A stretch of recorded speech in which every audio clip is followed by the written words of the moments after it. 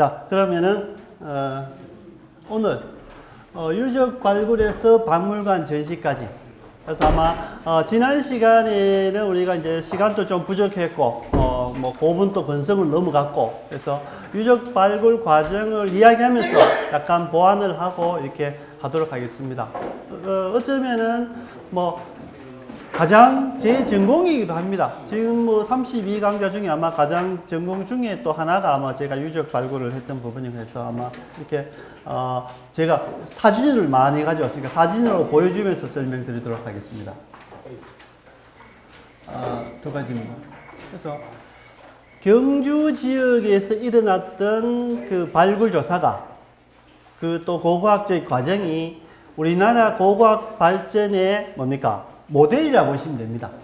경주에서 시작해서 아직까지 경주가 가장 주도적으로 진행하고 있는 그 부분이기도 하죠. 그래서 이제 한국 고고학을 이야기할 때 경주 지역의 발굴을 가장 기본 모델로 해서 설명한다 라고 되어 있고요. 그런데 우리나라의 고고학은 굉장히 좀 불행하게 시작을 합니다. 우리 일제강점기 때부터 이제 시작하는데, 그 목적이 뭡니까?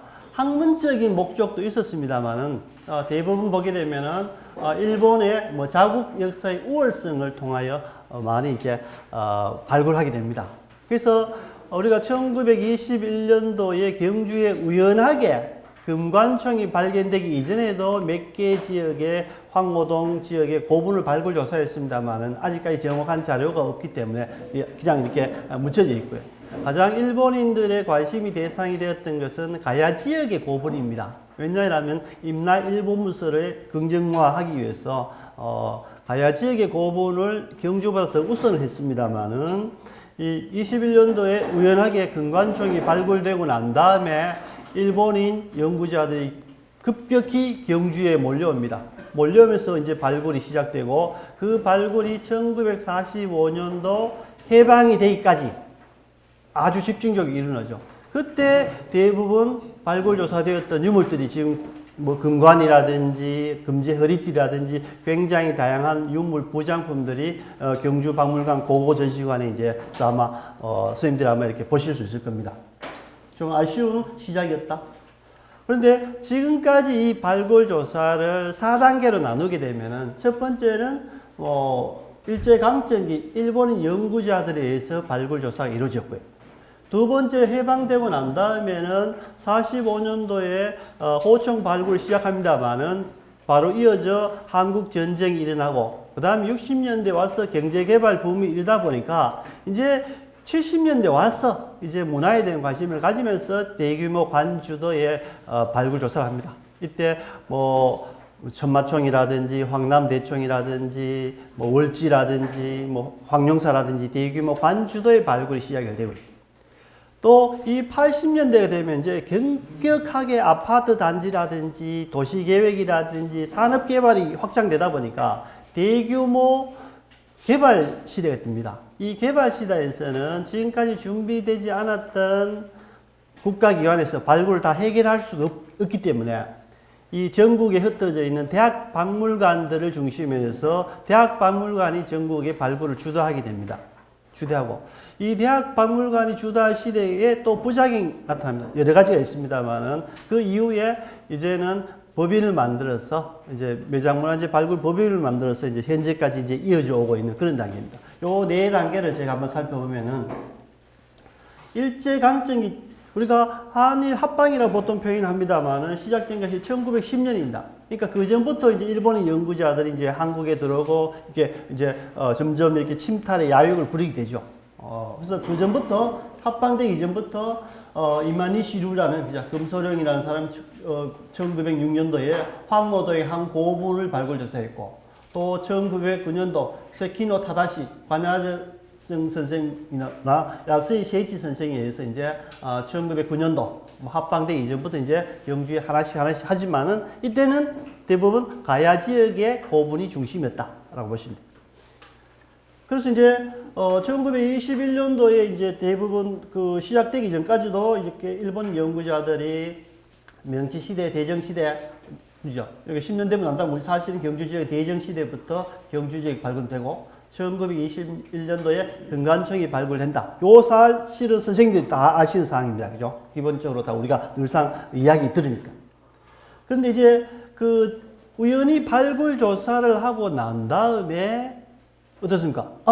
경주에 이제 금관이라든지 금제품이 쏟아진다. 그죠? 황금의 나라 신라. 이게 전 세계에 퍼지니까 이 880년대부터 1800년대 후반부터 1900년대 초반까지는 우리가 흔히 인디아나 영화, 존슨 영화 보게 되면 어떻습니까?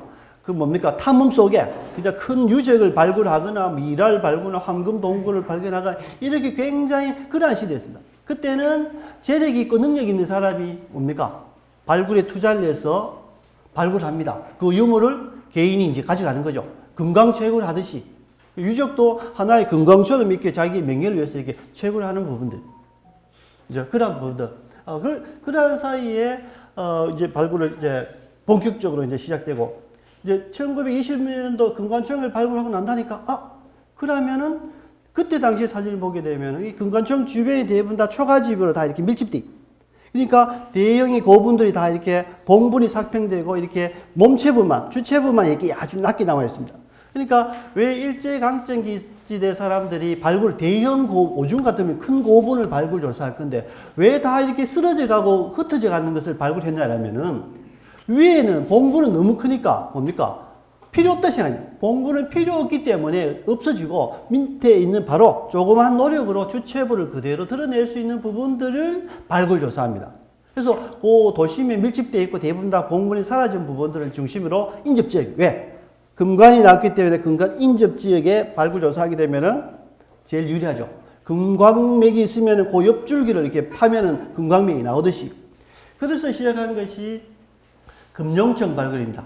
1924년부터 이제 금룡청 발굴을 시작하고, 그 다음에 그 옆에 식리총을 발굴하는데, 요겁니다. 지금 이렇게, 제가 예전에 만든 자료입니다만은, 제가 2005년도 이제 경주 지역에 이제, 지난 시간에 아마 월정교하고 선도 5개 사업 중에, 이 구역을 이렇게 제가 정하면서 이제 다 이제 거의 대부분 다 철거됩니다. 철거되죠.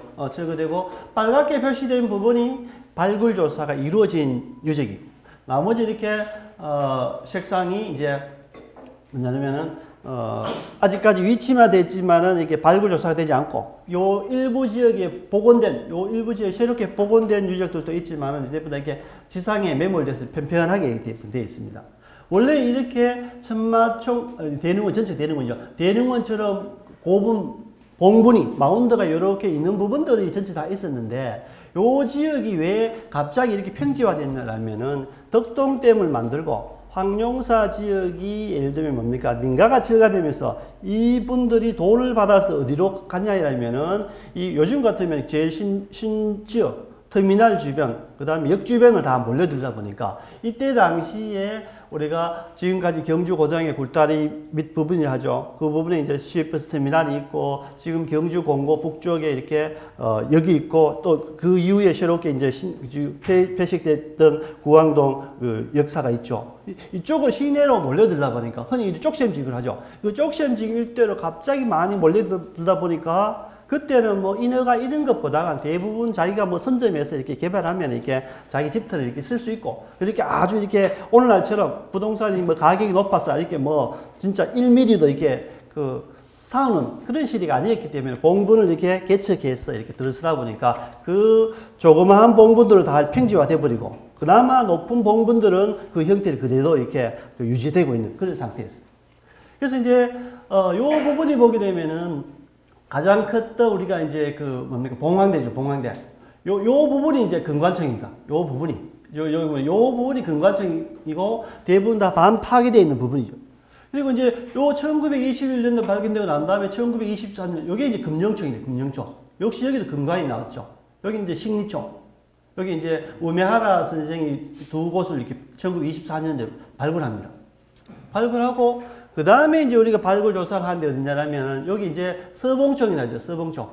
서봉청이라고 되어 있는데 여기 이제 원래는 여기 그 황남대청도 여기는 남분 위에 이제 북분 이렇게 합니다. 이게 그 표지박처럼 이렇게 그 부분 무덤이 대부분 붙어 있으니까 이게 표지박 표자 써서 표형빈이나 표형분이라고 보통 표현하는데 여기도 서봉초도 표형분입니다. 표형분인데 이 표형분을 지금 이렇게 그 가면은 흔적이 이렇게 남겨져 있습니다. 남겨져 있고요. 그다음에 그 다시 재발굴을 이제 그 국립경주박물관하고 중앙박물관에서 이제 재발굴해서 되어 있는 부분이고 요 근간초용은 다시 뭡니까 현재 복원돼 있죠. 전시관으로 이렇게 복원돼 있는 부분. 근데 요 발굴에 이제 가장 사람들 관심이 많았던 부분이 이제 1926년도에 합니다. 1926년도에 이제 발굴 조사를 하는데, 그죠? 요 발굴을 하면서 금관이 이렇게 딱 이렇게 나오니까, 요때 누구냐라면은 일본하고 2차 세계대전이 일어나기 전이기 때문에 일본하고 스웨덴하고 굉장히 밀접한 관계입니다. 그러니까 이 스웨덴에 있던 구스타프 황태자, 그죠? 황태자가 이렇게 일본으로 결혼해서 신혼여행을 옵니다. 신혼여행을 오는데 이제 일본은 굉장히 긴밀한 세계대전이라든지 이런 걸 관계로 해서 굉장히 밀접해야 되기 때문에 이 구스타프 황태자가 고고학자입니다.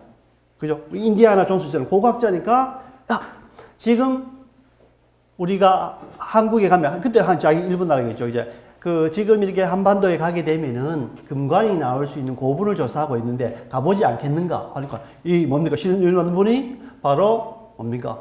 배를 타고 부산항에 도착합니다. 10월 9일 날 도착해서 이제 자고 다음날 아침에 왔어, 배 타고 왔어. 이제 경주 지금은 73년도까지는 있었다고 합니다만 불국사 앞에 불국사 호텔이라고 있었는데 73년도 이제 그 철거됐다고 합니다. 그래서 이제 곧 주무시고 그 다음에 아침에 이제 석굴암 불국사를 보고 바로 여기에 이제 그 서봉청 발굴 현장을 갑니다. 서봉청 발굴 현장을 갑니다. 가서 이제 그때 당시에는 일본의 연구자들 어떻습니까? 다 유물 정리하고 발굴 딱 해놓고 근간만 여기 딱 이렇게 쓰면 나올 정도로 이렇게 퍼포먼스 한 거죠. 사실은 이벤트 한 겁니다. 그래서 이제 그거를 딱 해서 거두어서 지금의 이제 전했던 경주문화원, 그죠? 경주 구박물관에 가서 이렇게 세척을 하고 보고 나머지 이제 뭡니까? 최부잣집에서 이제 식사를 하고 그 다음날 바로 이제 평양으로 갔는데 평양을 가서 이제 중국으로 가려 하다가 이제 평양 가서 개성에 있다가 이게 또 뭔가 뒷골이 당겨서 그런지 한 번 더 보고 싶다 해서 경주 내려와서 4일 동안 더 멀다가 다시 이제 서울 가서 평양으로 이게 가는 부분입니다. 근데 이제 요 박물관장이었던 사람이 이제 나중에 뭡니까? 평양 박물관에 가면서 여기에 있던 금관을 가지고 평양 박물관에서 전시를 하고 난 다음에 뒤풀이로 이게 여성의 무덤입니다.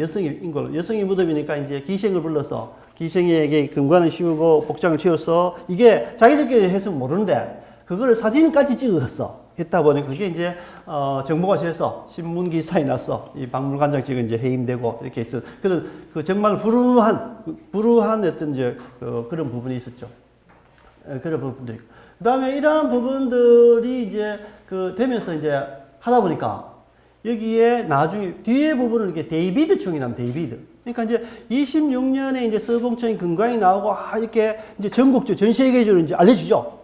그죠? 한반도에 그게 나오고 전 세계적으로 알려지니까 이때 데이비드라는 사람이 이제 영국 사람인데 굉장히 중국에서 사업을 하다 보니까 중국에서 그 이야기를 듣고 자기가 3만 엔을 이렇게 투자합니다. 투자해서 이제 왜 근간이 나오시니까 당연히 붙어 있으니까 근간이 나올 거라고 생각을 했는데 결국 이제 근간이 안 나왔죠. 금기골이 나오고 이렇게 하니까 이게 좀 김이 이게 쑥 빠져서 처음에는 그래도 돈을 투자했기 때문에 그 사람 이름을 붙여서 데이비드 총 이렇게 표현하고 요 앞에 이제 서봉총이라고 이름 짓는 것은 원래는 뭐 이렇게 서전총을 짓자. 이제 그 서전총을 짓다. 이게 이제 한자로 스웨덴은 서전을 쓰니까 이제 서전총을 쓰는 게 어떻겠노라고 이제 뭡니까 최부자주에서 밥을 먹으면서 이야기를 하죠. 그러니까 이제 구스타프 황제가 이제 이야기하죠. 아니 그래도 신라 천년에 왕의 무덤인데 어떻게 내 이름으로 또는 우리나라 이름으로 서전총으로 짓노? 그것은 그렇지 않다라고 하니까 이제 그러면은 봉황총으로 짓는 것이 어떻겠노? 그러니까 그 근간에 봉황이 달려있기 때문에. 그러니까 벌써 봉황대라는 곳이 있기 때문에 봉황총이라고 이름을 짓기는 좀 그렇습니다. 라고 해서 이제 일본인 사람 자기들 체면도 있고 하니까 그러면은 스웨덴의 서전의 서자를 따고 근간이 봉자, 봉황, 봉. 그러니까 서봉, 이제 누구의 무덤인지 모르기 때문에 총, 그러니까 서봉총이라고 이름을 이렇게 지었습니다. 서봉총. 그러니까 이제 요 재발굴을 이렇게 했는 부분이죠. 재발. 그래서 그때 당시에는 이 일대 전체가 뭡니까? 다 거의 뭐 봉우 다 훼손되고 주체표가 있으니까 큰 고분보다는 작은 것이 팔기 좋기 때문에 여기에 올막졸막하게 이제 다 팠죠. 그렇게 정말로 이게 해방되기 이전까지 일본인 연구자들이 발굴조사했던 부분입니다.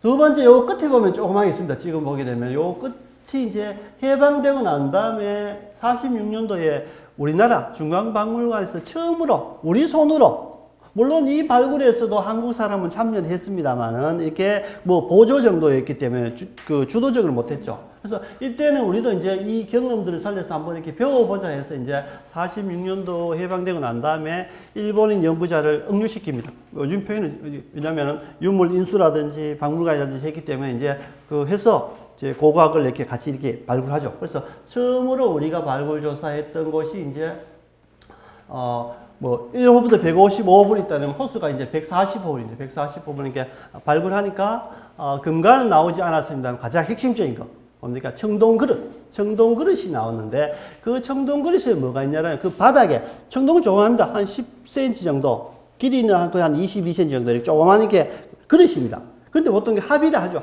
뭐 항아리 이런 식으로 합이라고 보통 표현하는데 이제 그 고구려 사람들 그래서 호우라고 하니까 항아리를 호우라 하니까 이제 그 호우총. 그 뒤편의 명문에도 이제 네 자씩 이렇게 글씨로 이렇게 16자 써 있는데 뭐냐라면 을묘년, 국강상, 강계, 토, 태왕, 호우, 십 이렇게 돼 있어요. 그래서 호우 그러니까 항아리니까 이제 호우총 이렇게 이름 붙이기.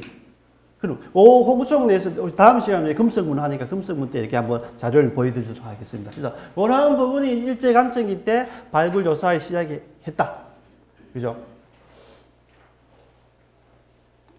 시간이 없으니까 제가 자세히 그러니까 보시게 되면은 여기가 황남대청 북분이거든요.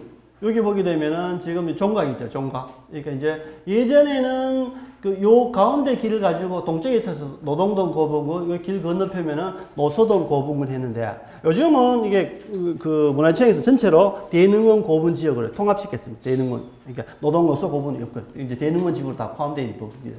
가장 큰 것이 이 부분입니다. 그죠? 봉황대. 요 앞에 보시게 되면 이렇게 파괴진, 여기 또 하나 있습니다. 그래서 여기 금룡총, 그 다음에 식리총, 요 건너편이 금관총, 금관총 뒤편이 이제 우리가 서봉총이 있는 부분이고, 그렇습니다. 제가 사진을 급하게 찾다 보니까 앞에 있죠.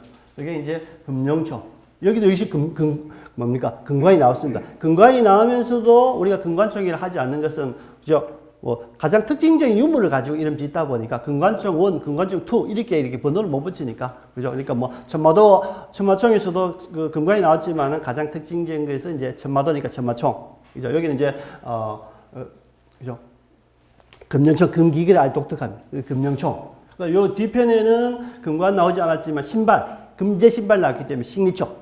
가장 특징적인 유물을 가지고 이제 이름을 대부분 짓죠. 아니면 또 그 발굴단이 어떻게 지었으면 좋겠다. 발굴단이 이렇게 하죠. 요즘도 우리가 뭐 새로운 식물을 발견하거나 뭐 새로운 과학기술을 하면은 그 사람 이름을 붙여서 대부분 이렇게 우리가 학명을 짓듯이 대부분 그런 형태로 지었다.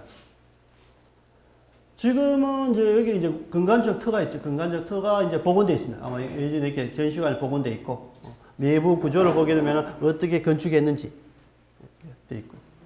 이제 여기 보면은 구스타프 황태자. 요 뒤편이 보면 이렇게 동글동글하게 두 개 있습니다. 구스타프 황태자. 누가 마음에 안 드는지 깨뜨리는. 그죠?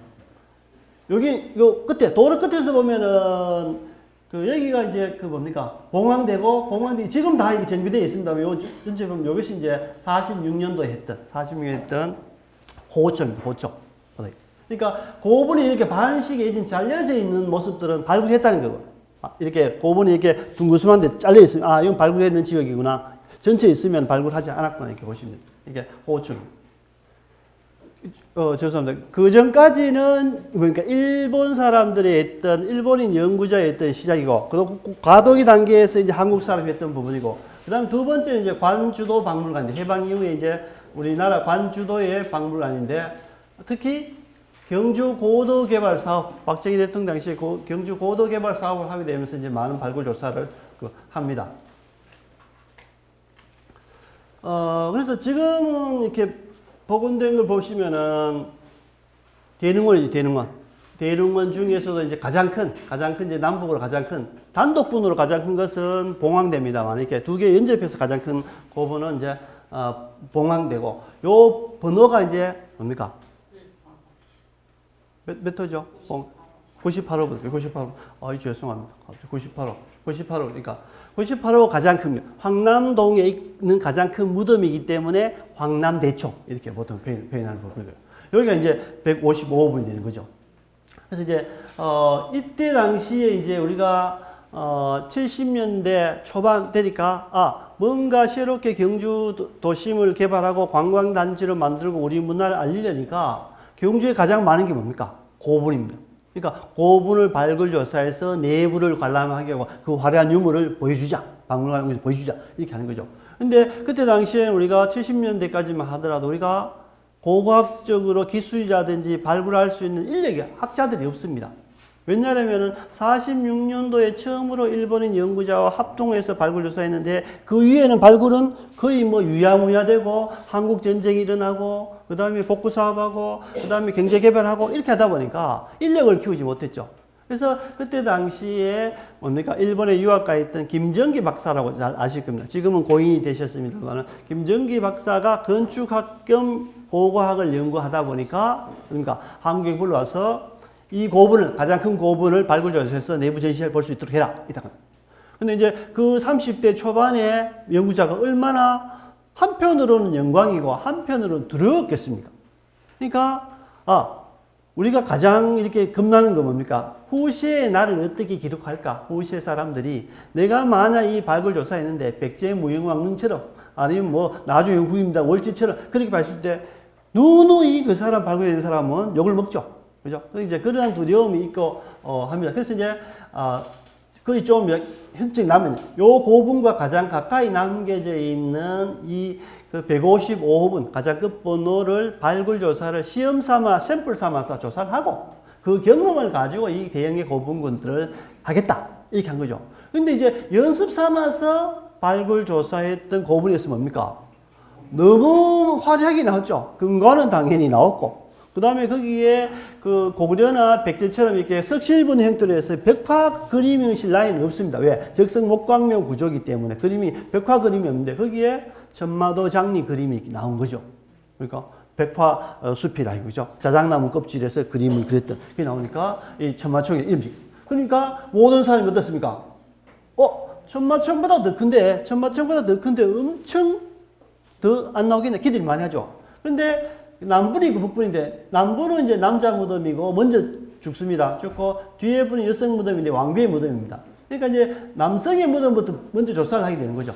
조사하니까 금관이 안 나오고 금동관이면 금동관. 사람들이 금동관이나 금관이냐고 시대 발전 상황이 별 차이가 사실 없음에도 불구하고 사람이 어떻습니까? 순금을 좋아하듯이 그죠? 그러니까 그 금도감 있는 거 좀 다르듯이 그죠? 그래서 이제 좀 실망하죠. 실망할 게 아닌데 정말 거대한 유물 3만여 점에 가까이 그 유물 나와서 정말로 이렇게 대단한 유물인데 불구하고 사람들은 가장 내시하는 게 금관이 나왔나 안 나왔나 이걸 가장 따지니까 좀 한 거죠.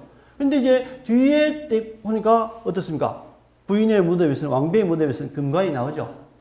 금관이 나옵니다. 그래서 이제 그 전까지는 다 이거 왕관이 됐습니다. 신라 왕관이 됐는데 부인의 무덤에도 왕관이 나오니까 이게 왕관이라 표현하기보다는 재료로 금으로 만들기 때문에 금관이라 하자. 그래서 오늘날 대부분 보면 신라 왕관 하지 않고 신라 금관 이렇게 보통 표현하죠. 그래서 이제 이 금관은 뭐 전 세계적으로 한 10개밖에 없습니다. 근데 경주에서 6개는. 앞으로 발굴 조사하면 금관 또 나온다는 거죠. 그러니까 외국에 있는 사람들이, 외부 사람들이 뭡니까? 황금의 나라 신라라는 것은 우리가 표현한 것이 아니고 외국 사람. 그러니까 그때 당시에 금관총막 우연히 발견될 당시에도 뭡니까? 전 세계적인 사람들, 야, 한반도에 가니까, 한반도 일본에 가니까 뭡니까? 금관과 금지 허리띠가 쏟아지더라. 거의 뭡니까? 진짜 인디아나 존스의 새로운 유적을 발견한 것만큼 흥분하고 설레는 부분이죠. 그러니까 경주로 집중화되는 거예요. 그때부터 경주가 전 세계적으로 이제 확실하게 각인되는 부분이죠. 그래서 나중에 조사를 해보니까, 야, 그래도 내부 전시는 상징적으로 가장 큰 고분들은 그냥 원상 복귀해서 두고, 원상 이렇게 복귀해서도 유물만 경주박물관 가져가고, 필요 없는 유물은 그냥 그대로 보관하고, 여기 묻고. 그래서, 내부적으로 뭡니까? 가장 더 화려했던 천마총을 내부 관람하게 만든 겁니다. 내부 관람. 그죠? 그런 부분이고, 요 앞에는 여기 되셨던 기념비만 기록되어 있고요. 그래서 이제 천마총이 이제, 거의 뭐 50년 가까이 되니까, 몇 년 전에 리모델링했죠. 그래서 저는 생각합니다. 야, 새로운 기술도 많고 다른 전시관도 많이 만들어지니까 야, 우리나라 사람, 전 세계 사람 너무 다녀갔으니까 이제 좀 피곤하니까 좀 이렇게 폐시하고 원상복귀 좀 하고 좀 쉬게 하는 것도 안 좋겠나라고 생각하는데도 뭐 아직까지 모든 사람들이 막 경주 오면 또 정말 좀 봐야 되니까 그거를 딱 끊어내기가 참 어려운 거죠. 처마도 나오죠. 처마도. 정말 화려하게 합니다. 아마 이 나올 때, 그죠? 이 그림, 사람 없는 것 같아요. 그죠? 지금 봐도 화려한데, 그때 흙 속에서 나왔을 때 얼마나 감동했습니다. 그래서 이제, 그때 발굴하셨던 분이 이제 김정희 박사 선생님, 김정희 박사. 뭐 제 친구의 아버님이기도 합니다만. 그래서 돌아가셨죠.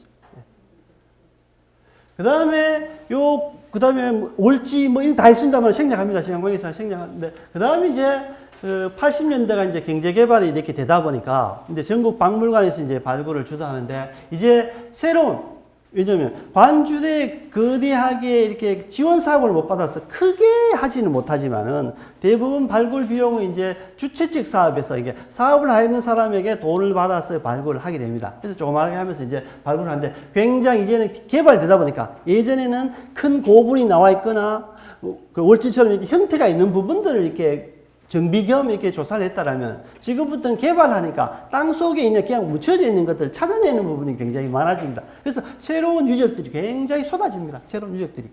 이전까지 생각지 못했던 아주 새로운 유적들이 막 쏟아지기 시작하죠. 그래서 황성도 제철 유적이라는 게 4가지 있습니다.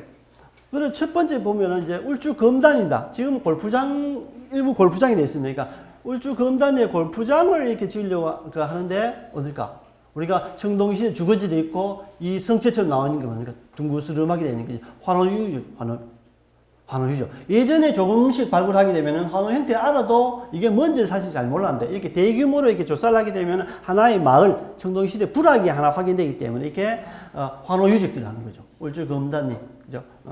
환호유적들.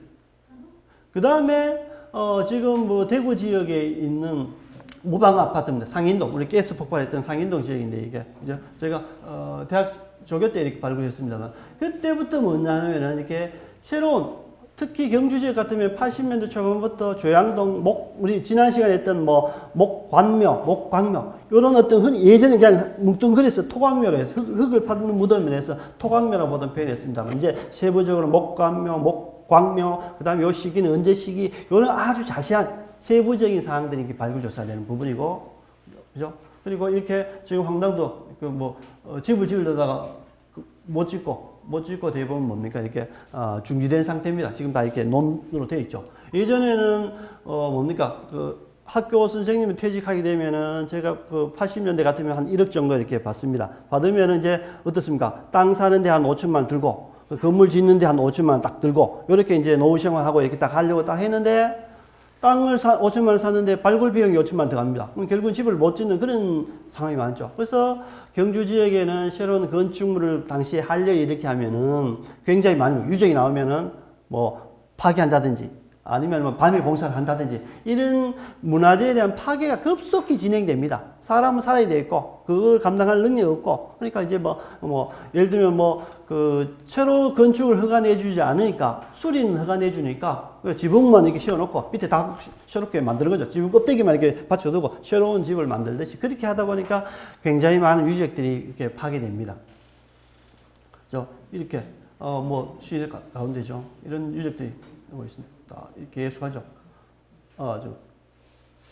그 다음에 이렇게 대학교 박물관 할 때 이제 부작용이 뭐가 생기냐면은 제 세대죠. 왜냐하면 이제 학교에 가게 되면은 그때 경제적인 지원도 없고 인력도 지원 못 받고 하니까 학생들이 노동을 합니다. 사실 오늘 같으면은 요즘은 학교에 가서 학생들에게 이렇게 샘플로 아니면 연습 삼아서 이렇게 발굴 시키더라도 수당을 줘야 됩니다. 수당하고 모든 걸 이렇게 임금 책정을 딱 이렇게 해줘야 되는 부분인데 그때 당시는 없죠. 선생님들 입장에서는 야 이것도 배우는데 수업료 안 내고 배우는 거 해도 어디고 이렇게 대부분 표현합니다. 예전에 다 우리나라 기술자들 다 그랬습니다. 배워주는 것만 밥 먹여주고 배워주는 것만 해도 뭡니까? 지어주는 거 해도 이제 뭐 기술을 전파는 자동 되는 부분이죠. 그런 시대. 그러다 보니까 그러니까 학교에 들어가서 이론적인 교육을 배우고 뭡니까?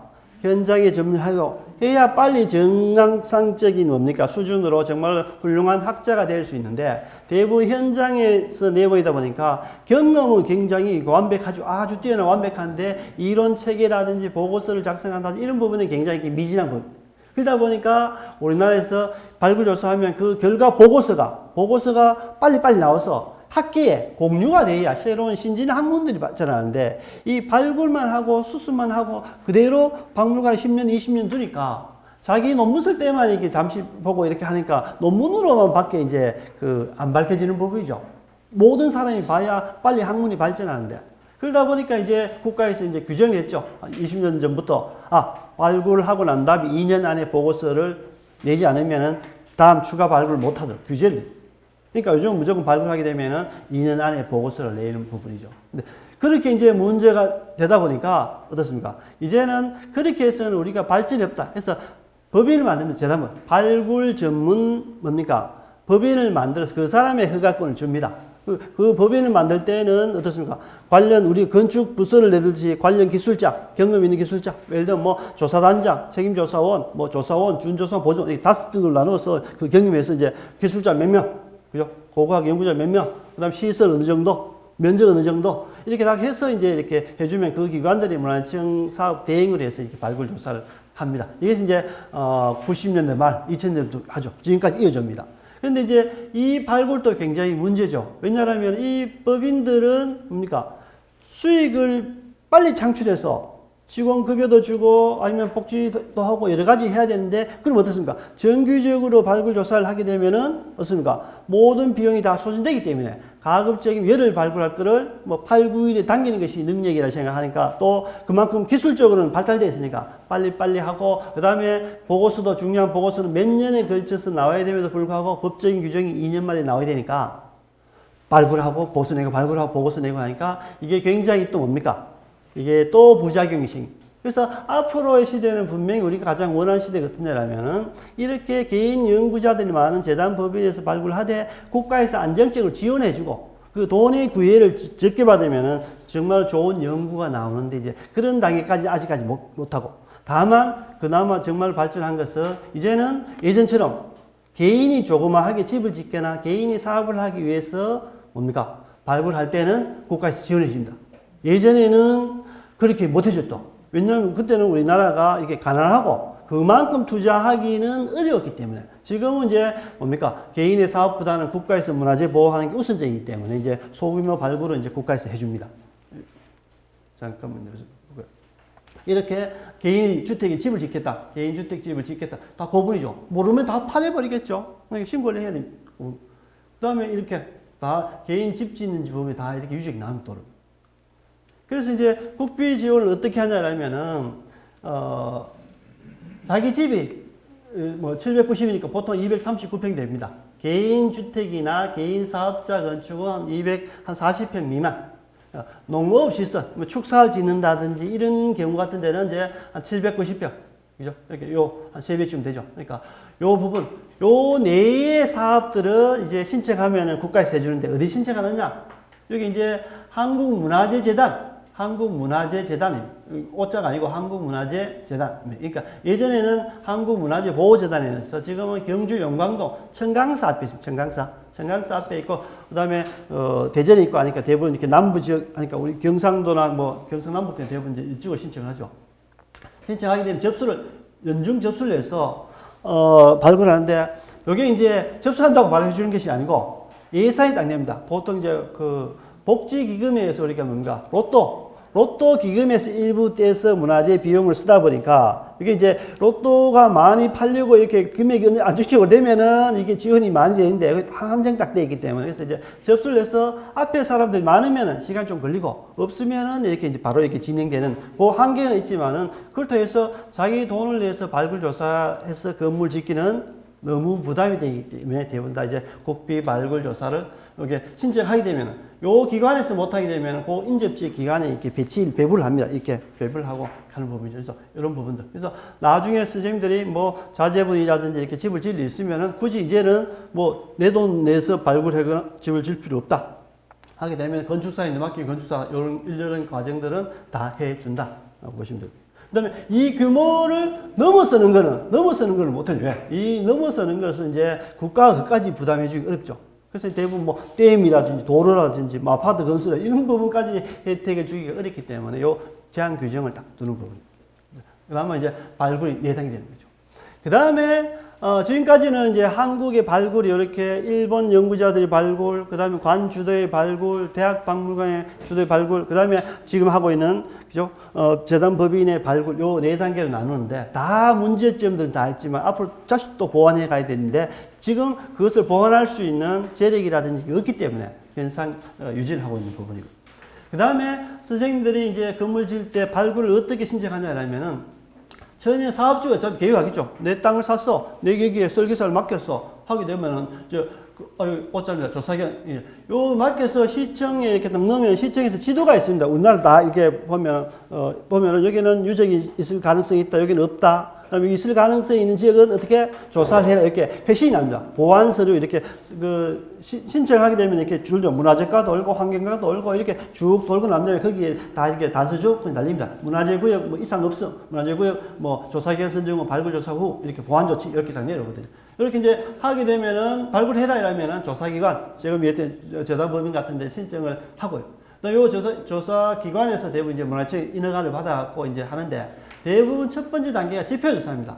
유적이 있는지 없는지 뭐 지도상에 명확하게 있으면 모르겠지만 대부분 보게 되면 이렇게 육안으로 나중에 사진 나옵니다. 육안으로 조사하는 것이 지표조사.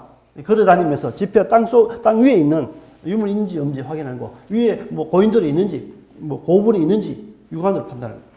그 다음에 이제 그 지표조사 결과에 따라서 입회조사, 표본조사, 시굴조사, 발굴조사 이렇게 나누는데 요 입회조사라는 것은 가장 제일 간단합니다. 뭐 포크레인 한 대 불러서 이렇게 땅을 이렇게 파보는 건 전문가가 나와서 일반 사람이 전문가가 나와서 하면 보통 한 50만 원 정도이면 이게 완료가 됩니다. 가장 이렇게 이제 약한 문화재 조사가 됩니다. 요 포분조사는 유적이 있지만은 설립했던 조사기관이 자기들이 판단해서 이렇게 문화유치원 허가를 받지 않고 자체적으로 이렇게 조사하는 부분은 이제 표본조사고요. 나중에 여기 시굴조사, 발굴조사는 이제 문화유치원 허가를 받아요. 유적이 있는 굉장히 가능성 높은 지역이기 때문에 시굴조사, 발굴조사고. 여기 시굴조사에서 이렇게 샘플조사입니다. 시굴조사가. 샘플조사에서 유적이 확인이 없으면 그냥 바로 공사를 하면 되고, 요게 대부분 시굴조사 들어갔다는 것은 대부분 이제 유적이 있을 가능성이 높기 때문에 대부분 다 발굴로 이렇게 전환이 됩니다. 그래서 요때 발굴은 이제 정밀 발굴조사를 이렇게 이제 구분하기도 합니다. 그래서 이제 시굴조사도 발굴이고 발굴조사도 발굴입니다. 근데 이제 이렇게 구분되는 부분이고, 금액이 확연하게 차이 나죠. 그래서 이제 대부분 사람들 보게 되면은 이렇게 집 지을 때 공문서 나옵니다. 뭐 이걸 발굴해라는 말인지 입회조사 해라는 말인지 이걸 모르기 때문에 건축사들도 이렇게 용어 자체를 아직까지 이렇게 일반화 안 됐기 때문에 입회조사, 표본조사 이런 단계가 있으니까 이런 거는 간단하게 처리하는 거다 이렇게 보시면 되고요. 그 다음에 이제 전체에 왔을 때 발굴조사를 했을 때 발굴조사가 이제 완전히 끝나고 난다면은 이 발굴조사를 뭐 자기가 돈 받고 자기들이 마음대로 했는데 이게 잘했는지 아닌지 검사를 받아야 될 거 아닙니까? 그죠? 숙제를 했는데 뭐 숙제 검사 안 하면 뭐 누가 잘했는지 누가 열심히 했는지 모르기 때문에 그래서 이제 발굴조사가 완료 단계 한 90% 완료 단계 할 때 이제 전문가에게 설명합니다. 전문가에게 설명을 하고 문제점이 있는지 검토를 받고 그 다음에 이때 당시에는 예전엔 잘 하지 않았습니다만 요즘은 이제 자문위원회를 오전하고 오후에 같으면 이제 공개 설명회 이런 유적들이 이렇게 나와 있습니다. 국가기관이 선도적으로 많이 하죠. 월성지구의 발굴을 이렇게 공개합니다. 이렇게 이제 그러니까 공개 설명회 이때 가게 되면은 쉽게 그 유적이 어떻게 발굴 조사되었고 어떤 유적이 있고 상세하게 발굴 연구자에게 설명을 듣습니다. 근데 요 이전까지 가게 되면 어떻습니까? 다 출입, 관계자 출입 왜 이렇게 하죠? 왜 관계자 출입을 하냐라면은 몇 명이 되지 않은 그 연구자가 연구하는데 외부에서 늘상 관람하고 손님 오면은 그 사람 안내하고 이렇게 말하다가 그 발굴 자체를 못 합니다. 그 다음에 또 중요한 유물 나오게 되면 이게 뭡니까? 정보가 새기도 하고 도난의 위험도 있고 하기 때문에 발굴 전 기간에 가급적인 차단을 많이 하는 부분. 이건 어쩔 수 없이 하는 부분입니다. 그 다음에 이제 완전히 됐을 때 이제 공개를 한다는 거예요. 그 다음에 나오는 것이 이제 발굴조사 발간. 이 결과물을 이제 2년 안에 보고서를 발간하고 여기에 나왔던 유물들을 또 유물 분류평가해서 마지막 단계는 이제 국가. 보통 그 지역, 경주 지역 같으면 경주 박물관, 그 국가 지역의 박물관에 이렇게 뭡니까? 유물을 이렇게 국고 기록시키기로 해서 끝이 납니다. 이 전체가 발굴까지가 2년, 이 전체까지 한 3, 4년 걸리죠. 그러니까 전체 완전히 발굴 하나를 마무리하려면 3, 4년 기간이 긴 장기간이다. 그래서 이제 발굴 현장을 지켜보면은 우리가 96년, 3년, 4년, 96년도 제가 했습니다만은 이게 경주 경마장 부지입니다. 경주 경마장. 이렇게 한 30만 평 되는데 요 부분이 이제 A지구고 여기 이제 국립경주문화재연구소에 있고요. 요 B지구가 이제 동국대 박물관 제가 담당했고 요 지역이 이제 재단법인이었던 한국문화재재단 방금 했던 국가기죠. 그러니까 문화청 요 지역이 이제 하죠. 국가기관, 박물관기관, 법인기관 요 세 기관이 처음 시작하는 왜 규모가 광대하기 때문에 한 기관에 맡겼을 때는 뭐 10년이 걸릴지 20년이 걸릴지 모르기 때문에 이렇게 이제 연합해서 발굴 조사를 합니다. 대규모는 그죠? 이런 부분 한산 능성이 전체를 발굴 조사를 하죠. 그 다음에 이제 뭐 포항이라든지 아니면 울산이라든지 주변 지역에 보면 지금 이제 울산에서 간포로 가는 도로면 이렇게 거대한 도로를 내면서 예전에는 뭐 그 확실하게 예를 들면은 고분이 있으면은 방금 있어. 경부고속도로 내릴 때, 경천 박내리 같은 때는 고분이 있을 때는 조사를 하지만은 그 고분이 외관상 보이지 않을 때는 대부분 다 밑에 있어도 뭡니까? 공사로 다 이렇게 훼손되어 버리죠. 근데 요즘은 이제 사전에 도로를 내기 전에 대부분 다 이렇게 문화재 지표 조사를 해서 이제 확인하는 부분들. 그 다음에, 여기 이제 신경주, 여기입니다. 신경주, 여기 요 부분인데, 요 이제 울산 쪽에서 옵니다. 언양 쪽에서 쭉 오는 부분이죠. 여기 터널 쪽으로 해서 아마 여기에 터널 딱 가면 여기 이제 신경주 있습니다. 그러니까 경주 여기서 보면 이제 울산, 언양 쪽에서 오는 그러죠. 여기 이제 내남 덕천인데 이 구간들 우리가 발굴 조사를 또 제가 했죠. 근데 보게 되면은 이거는 뭐 이때 당시부터는 뭡니까? 사람의 손으로 하기는 굉장히 어렵습니다. 이건 일본 발굴 현장. 이렇게 거대한 유적을 발굴할 때는 이제는 예전에는 관주도에 발굴할 때까지만 하더라도 대부분 다 뭡니까? 사람 손으로 했습니다. 제가 황룡사 옆부지의 왕경지에 갈 때 뭡니까? 이렇게 논바닥이면 뭡니까? 다 이렇게 삽으로 한 삽 떴어요. 그걸 다 옮기니까. 그러니까 진도가 나겠습니까? 요즘 같으면은 그 뭐 할 수가 없습니다. 이제 대규모니까. 요즘 이제 그래서 이제 90년대 후반부터 우리나라에서 장비를 이렇게 포크레인으로 이렇게 들이게 됩니다. 그 전까지는 유적을 어떻게 장비로 이렇게 해서 안 됐죠. 그러니까 요 부분은 이제 2014년도 여기 분황사 앞에 이렇게 흰 건물 2개 있을 겁니다. 밑에 지하유구는 보존되어 있습니다. 보존되어 있었죠. 2014년도에 조사했던 부분이고요. 그 다음에 이제 뭐 바닷가, 이제 도로 난다 이러면 다 이렇게 유적 조사를 합니다. 도로든 산이든 이제는 뭐 지리산이라도 도로 내면 다 발굴 조사를 하는 부분. 그 다음에 우리가 최근에 그 몇 년 전에 조사했습니다. 여기 뭐 종각이 있고 이 교통이 굉장히 이제 뭐 황리단길도 사람들이 많이 오고 이러니까 이제 이 양쪽에 좌회전 우측이 안 되니까 이제 가변차로 가변차로 여기 낸다고 이렇게 한쪽 차선 넓혔습니다. 이렇게 넓혔죠. 역시 도로니까 신라시도 뭡니까? 그대로 도로 나오죠. 도로 그대로 있습니다. 그러니까 오늘날 경주 도로는 신라시대 도로 그대로는 그러니까 사각형이 반듯하다. 그렇죠. 이런 부분들. 그렇죠. 그 다음에 하수관로 다 조사합니다. 이제는 하수관로, 이제 예를 들면 다 경주 시내 황남방에 있는 그 맞은편이죠. 황남방에 있는 앞도로 앞에 다 이렇게 하수관로 다 벌써. 이렇게 하수관로 조사하면서 황금보검이 찾은 겁니다. 황금보검. 그죠? 그러니까 땅만 파면 나오는 하수는 거짓말이 아니고 경주는 땅만 파면 나온다는 게 거짓말이 아니고 실제로 그렇다는 거예요. 이렇게 하수관로 다 조사를 합니다. 시내, 그죠? 얼마 전에 했죠? 경주 시내. 다 이렇게 팝니다. 왜? 밑에 뭐가 있다고? 신라시대 도로에 있으면 그걸 파악할 수 없으니까. 그러니까 시내 전체도 다 발굴 조사를 한다는 거예요. 그러니까 이만큼 우리나라도 이제는 문화재에 대한 이렇게 보호 관심이 굉장히 높아졌다는 거예요.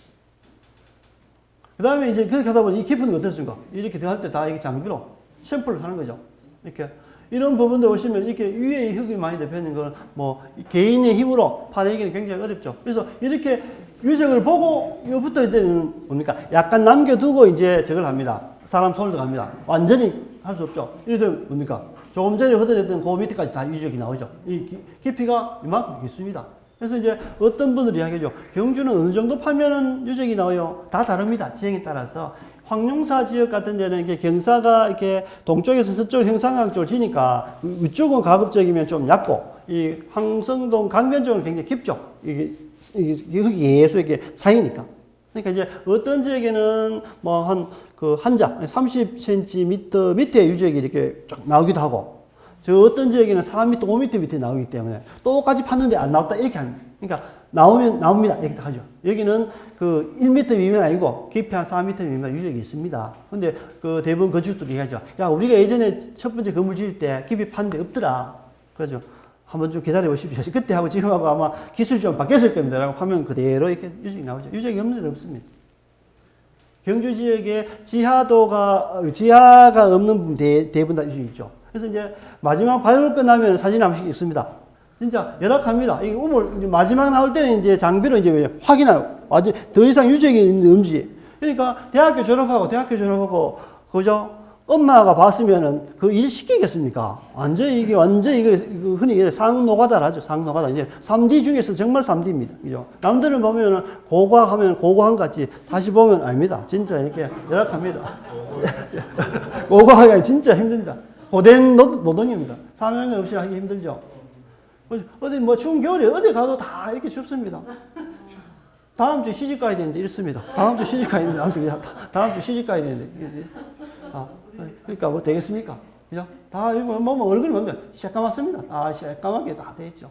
그러니까 나가면은 선 보러 나가도 별로 대접 못 받고 또 나가기도 싫고 나가면 그냥 술이나 먹고 오고 뭐 이런 정도밖에 안 됩니다. 그죠? 대부분 그렇죠. 제가 이제 경마장 할 때 이제 학생들 데리고 하는데 학생들이 하는데 그러니까 저도 어렸고 이 학생들하고 나이 차이가 뭐 6, 7살 정도 차이 나지 않지만은 사실은 보게 되면은 30년 전에 발굴했던 거 보면은 정말로 열정은 가지고 발굴했는데 지금쯤 진짜 여유 있게 좀 이렇게 후원을 좀 이렇게 안 되면은 강제적으로 시장님 돈 더 주세요라고 해서 돈 받아갖고 했으면은 정말 좋은 유적을 발굴했을 때 그때는 열정만 가졌고 힘만 썼지. 소득은 별로 없었다십니다. 그래도 이제 최선을 다해서 발굴해서 그나마 이제 후회는 하지. 뭐 후회도 많이 남지만 그나마 이렇게 열심히 했던 거에 대해서는 후회가 없다는 부분이죠. 그런 부분들. 이제 이렇게 이제 발굴 과정이 있는데 이제 나머지는 이제 10분 남아서 짧게 하겠습니다. 그래서 어떻게 하냐? 지표에서 했죠. 처음에 형성 단계에 일단은 찾습니다. 이게 돌이 있는지, 이게 고분인지, 아니면 기와편이 있는지, 이렇게 지표상에서. 그러니까, 제일 좋은 조사는 어떻습니까? 겨울철. 잎이 떨어지고, 잎이 나기 전에, 겨울철에 하는 것이 제일 이렇게 유적을 확인하기 좋죠. 6월달 여름 같으면 사실 찾기 어렵습니다. 사실 숲이 우거져 있어서. 그 안에 이렇게 들어갈 수도 없고. 그죠? 그래서, 이렇게 하면 이렇게 겨울철 같은 대부분 뭡니까? 이 일대 지역이 이제, 여기가 이제 동방동, 저기 울산 가다 보게 되면 실은 아파트 단지에 들어서 있는데 그러니까 사전에 이렇게 지표 조사를 합니다. 토기가 있는지 없는지 보고 그다음에 이게 돌이 지성면지 아닌지 돌 같은 거 이렇게 육안을 다 이렇게 찾죠. 찾아서 보게 되면은 어떻습니까? 기와편 이런 게나 토기편들이 나온다는 거죠. 그러면은 요즘은 이제 하도 이게 중장비들이 있으니까 흙을 옮겨 다니니까 이게 유적이 옮겨 다닐 수 있지만 예전 같은 경우에는 그래도 한두 개가 아니고 이렇게 여러 종류가 나오면 분명히 여기는 건물 지었던 기와 지붕이 있었거나 사람이 사는 토기가 있거나 이렇게 이거 항상 확인합니다. 우리가 이제 감을 잡죠. 왜 땅속은 이제 우리가 뭐 볼 수가 없으니까. 그래서 이런 자료를 가지고 있다 없다 한데 범위를 넓게 잡죠. 근데 저게 토기가 나왔다 해서 밑에 있다고 확신을 못 한다는 거죠. 그러니까 이제 또 여유가 있으면 다 조사하면 좋겠지만 그거는 개인 사업이니까 부담이 엄청 됩니다. 그래서 이제 가장 줄이려고 확인할 때가 뭡니까? 요 일대 지역이 있다. 그러면 샘플로 또랑처럼 팝니다. 있는지 없는지. 또랑처럼 파죠. 여기 이제 시굴조사입니다. 시굴조사. 이렇게 또랑파네. 시굴조사. 여기에는 유적이 있는데 어느 정도 범위를 하고 이렇게 확장 잡는 부분이죠. 또 어떤 유적이 있는지 확인하는 거. 대부분 이렇게 하죠. 이렇게 산 능선이 같은 다 이렇게 팝니다. 이렇게 또 사학경, 평지 같은 다 조사 방법이 있습니다. 길쭉하게 하기도 이렇게 망덕산 이렇게 사학경을 하고 이렇게 하죠. 그래서 하면은 이렇게 주변에 파지 않았지만 요 홈을 파게 되면은 어떻습니까? 여기는 강당지 이런 거 대충 나온다는 게. 그 다음에 올해는 이만큼 조사, 내년에 계획을 세우고 예산을 받고 한다는 거고요. 그러니까, 이것은 몇 년도, 5개년 계획에 예를 들어 1년에 뭐 5억씩 하면 이게 5년 만에 완공돼 있다. 이렇게 계산하는 부분이죠. 그 계산하지 않고 조사했다가는 뭐 한국역도 조사 못하고 끝날 수도 있고 하는 부분이고요. 그 다음에 이렇게 대부분 다 이렇게 확인을 한다는 게 실제로 확인하고 이제 세부적으로 이제 범위가 어느 정도인지 딱 이쪽에는 없네. 여기만 요 부분만 이렇게 해서 또 다시 정밀 발굴을 들어가는 겁니다. 그리고 그 확인되는 이 동사이 뭡니까? 나머지 다 뭡니까? 이게 벌목 같은 걸 하죠. 벌목 같은 거. 그러니까 이제 이런 벌목도 다 발굴의 전 과정입니다. 그러니까 요즘은 대부분 인력회사라든지 벌목회사에서 맡기지만 예전에는 뭡니까? 발굴한 사람 직접 다 빼고 이렇게 해야 되죠. 그러니까 힘듭니다. 그리고 이제, 보통 보면 유적이 이렇게 층층이 쌓여져 있기 때문에 우리 이런 얘기합니다. 옆집에는 100평 발굴하는데 1000만 달러 하는데, 와, 우리 집은 그 100평인데 와, 2000만 달러 하노. 야, 저 기관은 완전히 사기꾼이다, 사기꾼. 대부분, 이렇게 발굴 기관을 대부분 다 사기꾼이라는 말이 있습니다. 사기꾼. 저는 지 부른 대로 부른 대로 돈 줘야 되고, 안 하면 또 안 한다고 배짱을 해요. 야, 어떤 서류상에 갑을 계약하게 되면 돈 준 사람이 갑이고, 시킨 사람이 을인데, 진짜 저거는 뭐지, 을이 갑 같다, 을이가 같다, 이렇게 예전에는. 요즘 진짜 을입니다. 왜? 요즘 정부 기관이 많고, 냉정하게 하니까 이제 뭐 경쟁사를 하니까 이제 살아남기 위해서 굉장히 업체가 다운되죠. 예전에는 제가 이렇게, 학교 방문했을 때는 공부도 해야 되는데, 강의도 하고 이래 해야 되는데, 발굴할 수 있는 그 업체들이 그때는 아파트 붐이니까 5방 아파트 이 순목 회장부터 줄 섭니다. 밥 한 번 먹자고. 그 다음에 아파트 발굴해 놓으면은 빨리 좀 끝내자고. 한 달이라도 좀 빨리 끝내. 왜? 하루하루가 몇 천만 원씩 이렇게 은행 이자로 하다 보니까 이거 한 달 끝내주면은 그러면 몇 억씩 이렇게 이윤이 남으니까. 근데 우리는 우리네 돈 얻는 거는 뭡니까? 100만 원 미시하죠. 그러니까 이제 사업하는 사람들은 가급적인 발굴 유적이 없는데, 그 다음에 뭡니까? 이게 빨리 끝내주는데, 이렇게 쓴다죠. 그래서 이제 우리나라에서 가장 많이 하는 발굴 누구냐? LH공사죠. 그러니까 LH공사는 도저히 안 되니까 자기들 자체적으로 발굴단을 만듭니다. LH는 자기들 직원들 문화재 인력을 뽑아갖고 어디에 개발한다 해라 먼저 지표조사하고 모든 걸 다 보내고 나중에 상피제를 해서 자기 거는 자기가 발굴 못하니까 다른 연계해서 기관. 그러니까 그래서 자기들이 이제 인력을 해서 발굴하죠. 만약에 LH공사가 외주만 준다 이러면은 거의 한 10%밖에 못 줘요. 1년 100% 중에 10%밖에 건축이 진행 안 될 겁니다. 그만큼 이제 발굴 자체가 이제 제한돼 있다. 근데 이제는 어떻습니까? 개발 시대가 끝나니까 이렇게 밀리지 않는. 옛날에 4대강까지만 하더라도 4대강 발굴 조사에 안 들어가게 되면은 기관 감사 들어온다 해서 저희들 억지로 저 같으면 낙동강 799도 안다. 안 들어가면 조사도 안 한다는데. 그때 갑자기 뭡니까? 법인이 대량을 만들죠. 대량을 만들어 놓으니까 이제 뭡니까? 개발이 없으니까 이걸 문 닫기도 어렵고 곤란한 입장이 되는 거죠. 근데 이제 그런 걸 확인하기 위해서 뭐냐면은 첫 번째 합니다. 이게 왜 옆집이 100만인데 왜 우리 집이 2천만이 나오는지를 이제 알아야 돼요. 그러니까 보면은 층을 하게 되면은 시루떡처럼 층이 쫙 있습니다. 그러니까 여기에는 청동기 시대 사람도 살았고 신라 시대 사람도 살았고 그 위에 고려 시대도 살았고 그러니까 한 층씩 시루떡처럼 한 층씩 조사하니까 그만큼 됩니다. 옆집에는 신라 시대 층밖에 없었는데 우리 집은 신라 시대 층 있고 그 밑에 청동기 시대 층이 또 하나 더 있으니까 한 번 더 벗게 되고 조사해.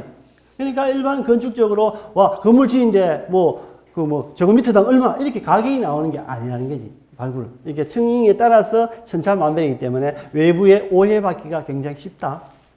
이게 하는 거예요. 그러니까 이런 데 보게 되면 어떻습니까? 층 색이 다 다릅니다. 이렇게 대부분 다 이렇게 다르게 되면 뭐냐면 여기는 요즘 논농사 짓는데 여기는 예전 논농사 짓네. 같은 색이 있네. 취했다. 이렇게 이 가운데 여기 또랑이네. 논또랑인가 보다. 이렇게 대부분 흙으로 가지고 미시하게. 근데 흙이 습기가 묻었을 때는 잘 보이는데 습기가 안 묻으면 잘 안 보이죠.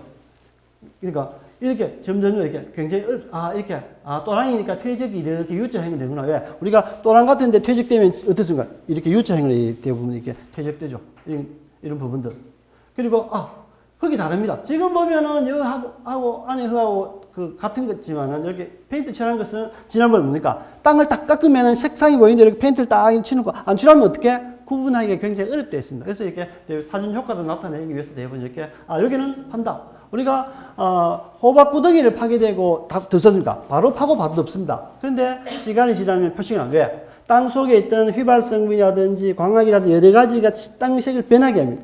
그러니까 다시 고자리 묻어도 그러면 팠던 흔적이 그대로 납니다. 그러니까 그것을 찾아내는 것이 고고학이니까 흑색을 구분하게 되면 최고의 고고학자가 아주 이렇게 되는 부분이죠. 그러니까 이 청동실의 주거지 같은 부분도 다 기둥입니다. 기둥들 보면 어떠냐면은 보시면 어떻습니까? 미시하게 보면 이 벽이 다 다릅니다. 여기 되면 뭐 거기 다른 불순물이 들어갔다든지 다 다른 부분이고 이렇게 보면 이제 이렇게 찾아내는 거죠. 그러니까 평면상 찾기 어려울 때는 이게 자릅니다. 이게 단면상이 훨씬 더 잘 보이니. 그러니까 처음에 어떻습니까? 또랑처럼 길쭉하게 파는 거는 그냥 옆으로 깎아낼 수도 없고, 그러니까 파괴되더라도, 예, 짧은 게 파괴되더라도 깊이 파서 벽면을 이렇게 조사하는 것이 제가 첫 번째 사진을 보여줬던 그 면이라는 거죠. 면. 그리고 갑자기 이렇게 어떻습니까? 습기 있는 것이 유지가 확인되게 되면은 수증기가 증발해버리면 유지가 다 톡이라든지 철기 같은 게 좀 덜한데 목재 같은 거 어떻습니까? 바로 이렇게 스펀지처럼, 그러니까 월지 같은 데 발굴 조사할 때 늪속에 그대로 있던 밀봉되어 있던 펄층이죠. 펄층으로 이렇게 밀봉되어 있던 것들이 형태를 그대로 우물 속에 파면 또래방이 그대로 나옵니다. 근데 요거를 딱 끄집어내서 햇빛에 두면 어떻게 사라져서 스펀지처럼 가지고 스펀지로 이게 없어져 버려요. 그러니까 바로 햇빛 차단하고 습기 차단하고 이렇게. 그러니까 응급조치를 대부분 뭡니까? 비닐 같은 습기 같은 걸 그대로 날아가지 말라고 보호하기 위해서 다른 겁니다. 그래서 우리가 고온 발굴 조사할 때도 열면 어떻습니까? 바로 안 되니까 내용은 이렇게 안에 온도 내부 온도 다 이렇게 뭡니까? 밀봉하고 난 다음에 내부 조사를 많이 합니다. 그리고 이렇게 그런데 발굴 현장 가면 이렇게 요거 몇 개만 마치겠습니다. 이게 쉽게 하겠습니다. 이게 사각형을 많이 볼 겁니다. 사각형. 그러니까 저는 처음 발굴 현장에 갔을 때 와, 신기하다. 어떻게 저 사각형을 바닥에 저렇게 살아있는 걸 찾아냈을까? 저는 인위적으로 만드는 겁니다. 조사하기 위해서 조사 방법 중에 하나죠. 이렇게 일쭉일쭉하게 있는 부분들은 여기에 있는 유물과 여기에 있는 구불, 그 다음에 여기 있는 층, 이렇게 한 층 한 층 벗겨내기 때문에 또랑 뚝을 두고 복근하면 뚝을 두고 난 다음에 그 뚝의 흑색깔 따라서 이렇게 쭉 따라서 이렇게 내부다 이렇게 층층이 팝니다. 그래서 이제 완전히 발굴이 다 없어지죠. 그러니까 발굴 조사 과정 중에 있다. 이게 발굴이 끝나면 완전히 다 뚝을 다 제거합니다. 제거하고 이렇게 여름 덥죠. 대구 상현도 이렇게 다 뚝을 나중에 완전히 다 없앱니다. 이게 지금 청문동 택지지구입니다. 지금 이제 아파트 저희가 이게 2014년도에 했는데 지금 10년 만에 이제 모델 하우스가 됐다. 그러니까 굉장히 큰 사업들은 오랜 시간이 걸리죠. 그 다음에 터미널 앞에. 근데 이제 보면은 이렇게 그림을 그리는 사람이 있습니다. 현장에 다 그림을 그립니다. 1대1로. 요즘은 사진 좋아서 사진으로 대체하기도 합니다만은 다 그림을 그리죠. 미칩니다. 진짜 이거 보면. 이렇게 다 그립니다. 돌덩이 하나하나 자로재서 그립니다. 거기에 모눈정이 딱 보시면 어디에? 모눈정이에. 딱 10분에 20분에 그립니다. 여름에 보십시오. 그 황성도 같은 자갈바닥에, 그죠? 아침 9시 나와갖고, 모자 쓰고, 저녁 6시까지 한 달 그려보십시오. 허리가 나면 안 남습니다. 나중에 무릎 꿇고 이렇게 그리고, 왜? 그런데, 어이구, 다 자갈바닥인데, 그럼 뭐 누가 확인하노? 확인합니다. 왜?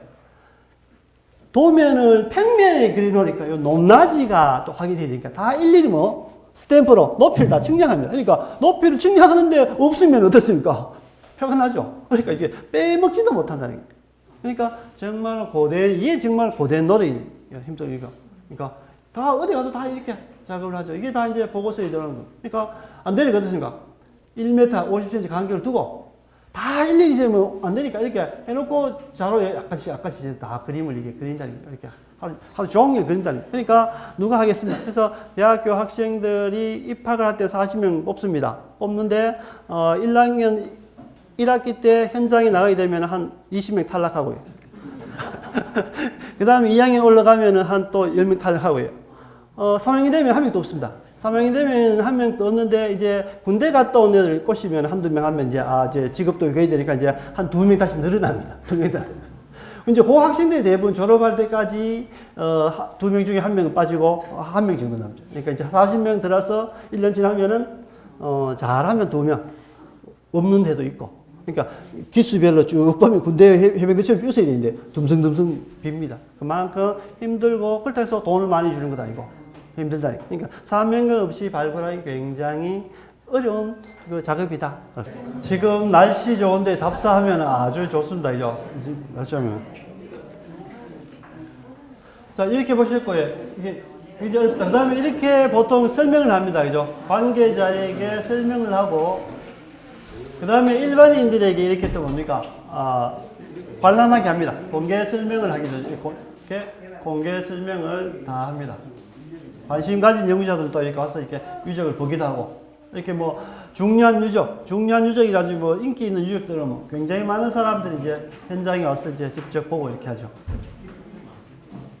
그리고 현장 설명이 끝나고 나면은 이렇게 이제 마지막에 그 기와 하나, 토기편 하나까지도 굉장히 이제 뭡니까? 다 이렇게 수습해서 한 곳에 이렇게 묶거나 아니면 이렇게 박물관 가서 정리합니다. 왜냐하면 흩어지게 되면 또 이렇게 하니까 아예 한 곳에 이렇게 깊이 파서 이렇게 매장을 하죠. 그리고 들어가서 이렇게 실측이라는 유물 전체를 이렇게 그림을 그려서 나중에 이렇게 책을 이렇게 이제 보고서를 이렇게 발간하는 것이 발굴에 이제 끝이 되는 거고요. 그 다음에 이번 시간에 이제 박물관인데, 박물관. 그러니까 이제 박물관을 이제 우리가 흔히 이제 뮤지엄이라는 뮤지엄.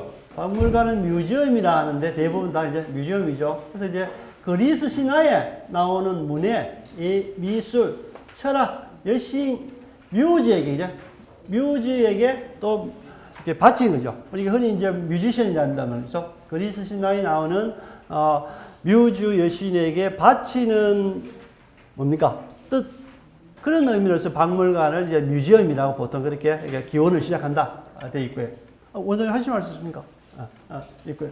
그 다음에 대부분 이것은 이제 기원전 3세기경에 이집트의 수도 알렉산드리아 궁전에서 시작됩니다. 박물관은. 그러니까 지금처럼 일반 대중 사람들에게 뭡니까? 이렇게 공개된 것이 아니고 왕궁이나 궁궐 안에 왕족들이 자기의 기호품으로 전시를 하는 거죠. 진열하는 거죠. 우리가 예전에 60년대, 70년대 이렇게 돈 좀 벌게 되면 집에 뭡니까? 백과사전, 두터운 백과사전이 아니지, 그죠? 기타 등등을 해. 그러니까 책의 진열장에, 유리창 안에 딱 진열장 해갖고, 우리가 이 정도 좀 된다. 이렇게 어떤 이렇게 진열했던, 그와 마찬가지로 아마 고대 사람들도 왕족들이 아마 철학자의 조상이라든지 상이라든지 뭐 이런 귀중한 유물들을 어떻게 신전에 바치는 그런 형태로 해서 대부분 뭡니까? 이렇게 진열해두고, 스스로들만 관람했는데, 이것이 이제 산업혁명화 시대가 되고 모든 사람들이 공개되다 보니까 오늘날 박물관처럼 누구나 다 관람할 수 있는 이렇게 이제 공개화되는 겁니다. 예, 그런 부분들.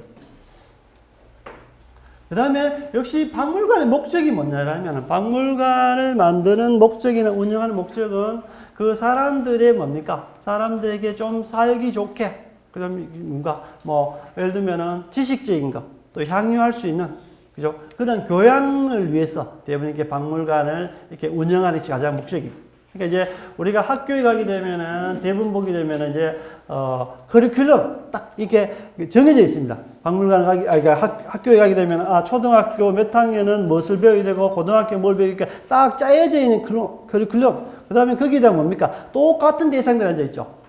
그 똑같은 대상들이 딱 앉아있고 똑같은 목적을 가지고 이렇게 하는 학교 교육과 다르게 이제 박물관 어떻습니까? 어린아이에서부터 시작해서 나이 드신 분들까지 모든 사람이 또는 전문가에서 아니면 또 일반인 사람에게 아니면 관심 있는 사람 그러니까 별의별 사람이 다 있습니다. 박물관. 그러니까 학교 교육은 딱 정해진 규정에 의해서 대부분 교육을 받고 이렇게 하지만은 박물관은 자기 관심 분야도 다르고 직업도 다르고 나이도 다르고 성별도 다르고 굉장히 다양한 사람이 활용하기 때문에 그 목적은 교육적인 목적이 있지만은 이것도 뭡니까? 교양이라든지 삶에 도움이 되기 위해서 만드는 시설이고 이것은 대부분 다 공공시설로 많이 활용을 하죠. 그리고 박물관의 종류는 나중에 보게 되면은 누가 설립했느냐에 따라서 다 다릅니다. 그죠? 그래서 조금 전에 뭡니까? 박물관 교육이 이제 에듀케이션이니까 인포메이션, 안내적인 성향이 강하다. 또 정식적인 교육적인 기능도 강하고. 그리고 박물관에서 가장 중요한 것은 진짜 뛰어난 큐레이터를 보유하는 것이 굉장히 중요하죠. 우리가 이제 뭐 용준 선생님 같은 분이 박물관에서 아침부터 저녁까지 오는 손님들 만나서 설명해 주면은 얼마나 사람들이 많이 오고 좋겠습니까? 그죠? 그러니까 그런 뛰어난 큐레이터가 설명해 주면 좋은데 한계상이죠. 한계성이 있기 때문에 대부분 다 뭐 이어폰을 끼거나 아니면 뭐 검색해보거나 이렇게 대부분 대체를 합니다. 단지 뭐 그 박물관에 VIP 정도가 오면은 이제 뭐 큐레이터가 설명하는 부분이죠. 그래서 우리가 크게 오픈 행사를 할 때는 대부분 다 큐레이터가 나와서 직접 이렇게 첫날은 이렇게 설명을 하죠. 근데 그거를 인원이 소수기 때문에 다 일일이 못 해주는 게 좀 아쉽죠. 그 다음에 나중에 박물관 그림을 보면서 제가 설명드리겠습니다. 그래서 이제 박물관은 누가 설립했느냐에 따라서 바뀐다. 이제 국립박물관이죠. 누가 설립했는지, 국가에서 설립했는지, 국가에서 이제 뭐 지역 거점별로 하죠. 그 다음에 이렇게 뭐 시나 군에서 만들었던 시립박물관이나 아니면 군립박물관, 군에서 만들면 군립박물관, 시에서 만든 시립박물관, 뭐 부산 시립박물관, 뭐 이런 식으로 대부분 합니다. 그리고 또 뭐 사찰에서 만들었다. 사찰에서 만들면 성보박물관, 성보박물관, 사찰에서는 성보박물관. 그 다음에 이제 그 개인들이 만드는 박물관들이 굉장히 많습니다. 요즘은 진짜 박물관 다양하죠. 왜냐하면 우리가 경주 박물관은 이제 뭐 종합박물관입니다. 크다고 해서 종합박물관이 아니고 여러 종류의 뭡니까 전시품을 하기 때문에 종합박물관이 하고 아무리 거대한 박물관이 하도 한 종류만 하게 되면 이제 뭐 그냥 그 하나의 뭡니까 주제 박물관이 되는 부분이죠. 그래서 이제 여기 보게 되면은 강릉에 가게 되면은 강릉에 가면 가장 또 유명한 박물관이 에디슨 박물관 그죠 소리 그죠 여기 보게 되면은 이렇게 음악하고 에디슨 과학기술하고 그 개인이 이렇게 했습니다. 그리고 그 큐레이터가 설명하죠. 그래서 이제 정말 대단하다. 강릉에 가서 참소리 박물관, 에디슨 박물관 보게 되면은 진짜 돈 주고도 어떻게 한 사람이 이렇게 오랜 기간 전 세계에 그 어떤 음악 기계를 이렇게 한 곳에 모았을까 정말 감탄을 하죠. 이게 뭐 다른 경주지 같으면 뭐 이렇게 남아프리카 박물관, 인데는 뭐 그 식사소, 이 박물관 가게 되면은 근사한 레스토랑이 있습니다. 그럼 예약을 하게 되면은 그 박물관 안에서 뭐 식사도 하고 나중에 공연도 보고 이렇게 하죠. 아주 이렇게 개인이 만든 박물관임에도 불구하고 대단하죠. 그러니까 이제 관장이 이분이 사실은 이게 외교관이었는데 이제 이분이 사모님이 그제 늘 외교관으로 이렇게 따라다니다가 골프를 수집해서 이렇게 은퇴해서 박물관을 만들죠.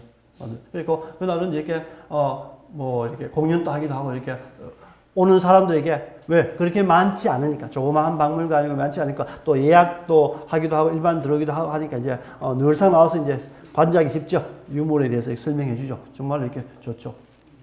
그리고 경주에도 유명한 박물관이 있습니다. 지금 이렇게 보험단지 가면 대중음악 박물관 그죠? 그러니까 이 그 사장님 이 선생님이 관장님이 뭡니까? 그러니까 배를 설계 이게 그 배를 설계하는 사람인데 돈을 이렇게 벌어갖고 여기에 70억 투자해서 들어가 보면은 입장료는 좀 비쌉니다. 10,000원 정도 넘습니다만 보면은 현대 우리나라 뭐 이난영 목포의 눈물부터 쭉 해서 뭡니까 현대까지 사이 뭐 이후까지 계속해서 이렇게 그 음악 모든 자료만 진짜 한번 볼만하다는 생각이 들고요. 그러니까 이렇게 개인이 만들고 보면 정말 참 대단하다는 생각을 합니다. 이 열정을 가지고 그죠?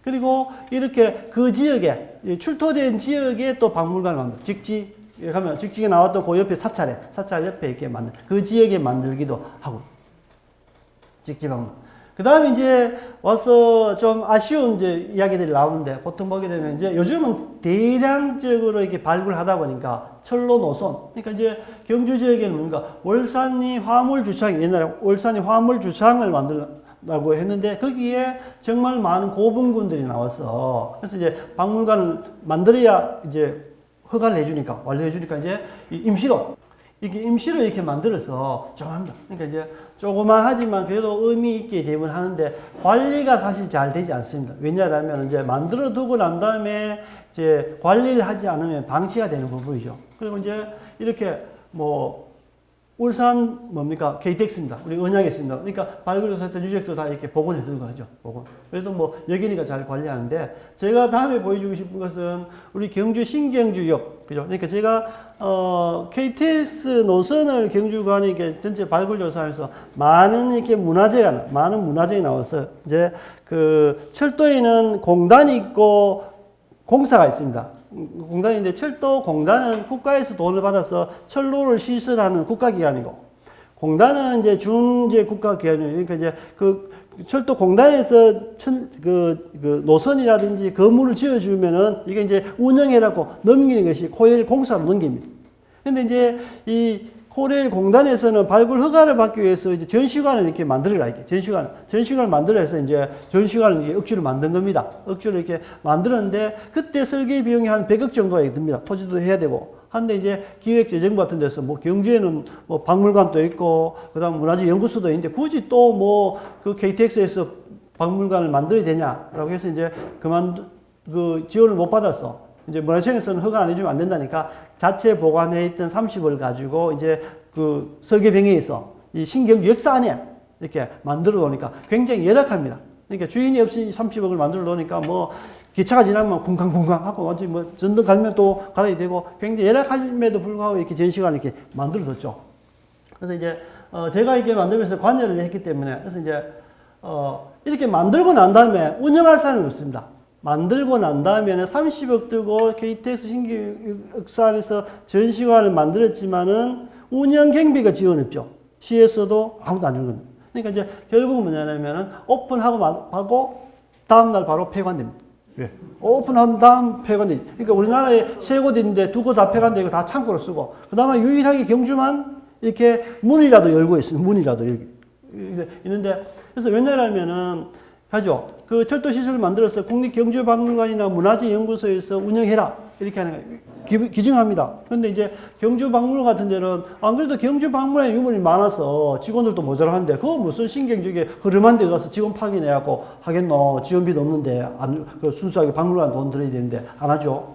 또 그 연구소도 마찬가지입니다. 근데 경주시청이 주니까 아니 우리가 그걸 받아갖고 운영비도 안 주는데 뭐 괜히 관리하고 문제할 필요 뭐 있노? 안 하죠. 결국은 답답한 사람이 운을 판다고. 내가 관여했기 때문에. 그럼 내 돈이라도 운영해야 되겠네. 그래서 이제 그 처음에 우리 김주락 변호사, 같이 하시는 사회활동 하시던 김주락 변호사님하고 한 달에 50만 원 삽니다.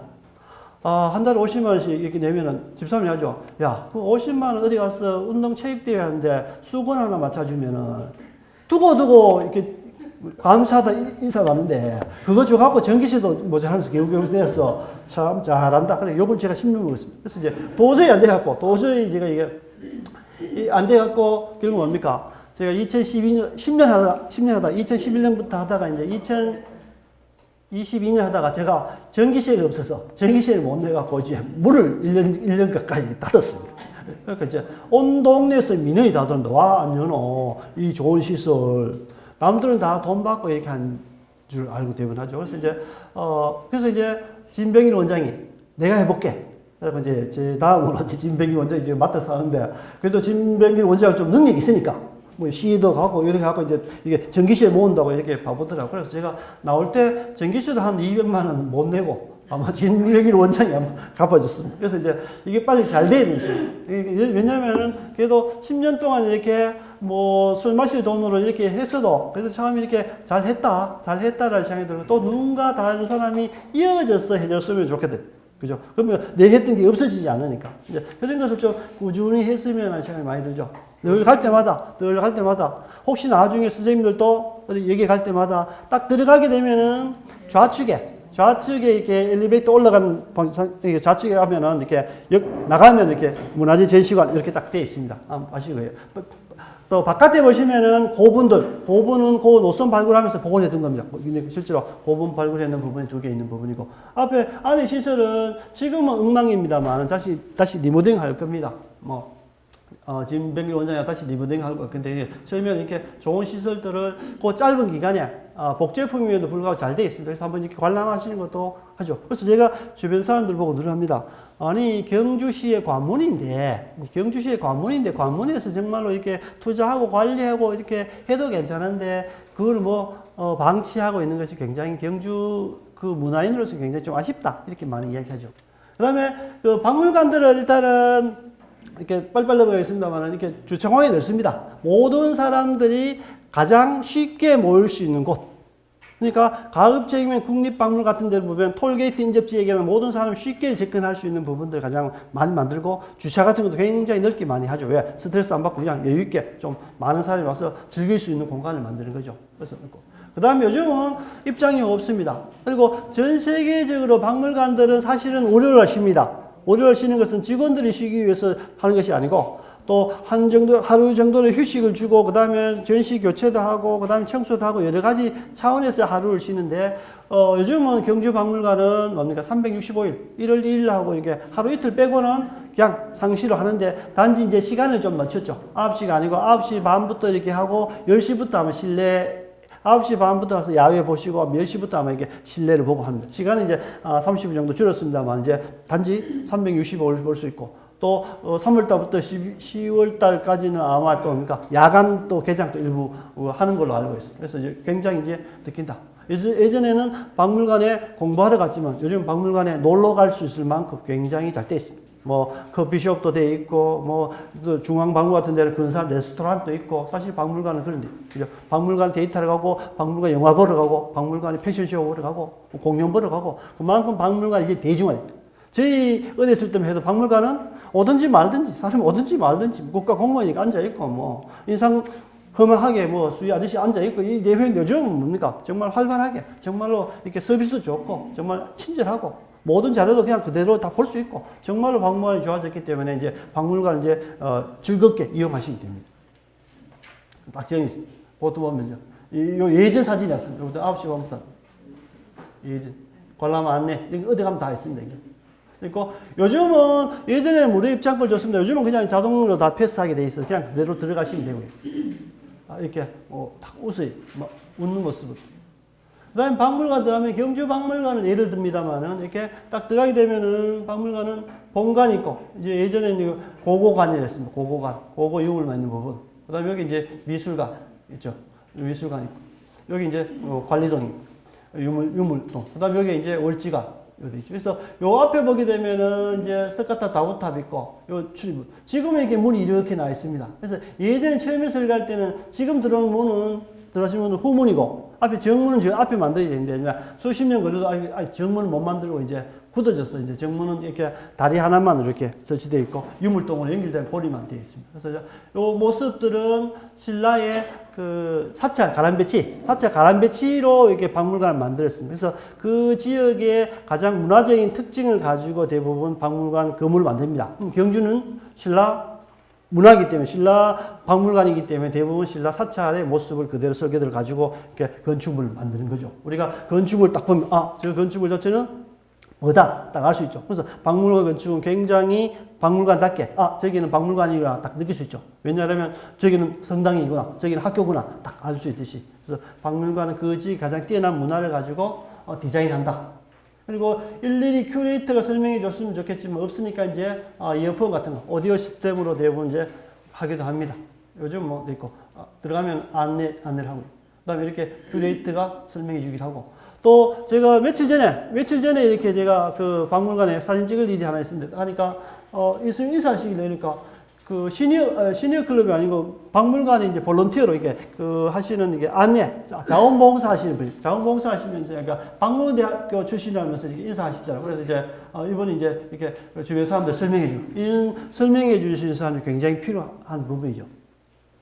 그다음에 이렇게 박물관 뮤지엄숍은 이게 사실은 정말로 뮤지엄숍은 박물관에 뛰어난 유물들을 디자인 딱 해서 정말 세계적인 박물관들은 정말로 엄청나죠. 엄청납니다. 근데 이제 우리나라는 아직까지 뭐 그렇게 그 대량화 만들기 어렵기 때문에 그래도 박물관 유물을 가지고 디자인 만듭니다. 그래서 얼마 전까지만 하더라도 뭐 제주도 가도 돌하루방, 경주 가도 돌하루방, 강원도 가도 돌하루방, 그리고 뭐 제주도 가도 스카탑, 다보탑 이렇게 나온 그런 아주 조잡하게 완전히 뭐 작은 가격으로 이렇게 그 팔아야 되니까 전국에 뭐 강원도 가서도 뭐 다 이렇게 스카탑, 다보탑을 샀습니다만은 지금은 이제 특성화 시대에 왔기 때문에 굉장히 박물관 뮤지엄숍 가면 이렇게 물품은 다양하지 않지만 아주 이렇게 세련되고 선물할 수 있을 만큼의 좋은 자료들이 많이 있고요. 또 책들도 있습니다.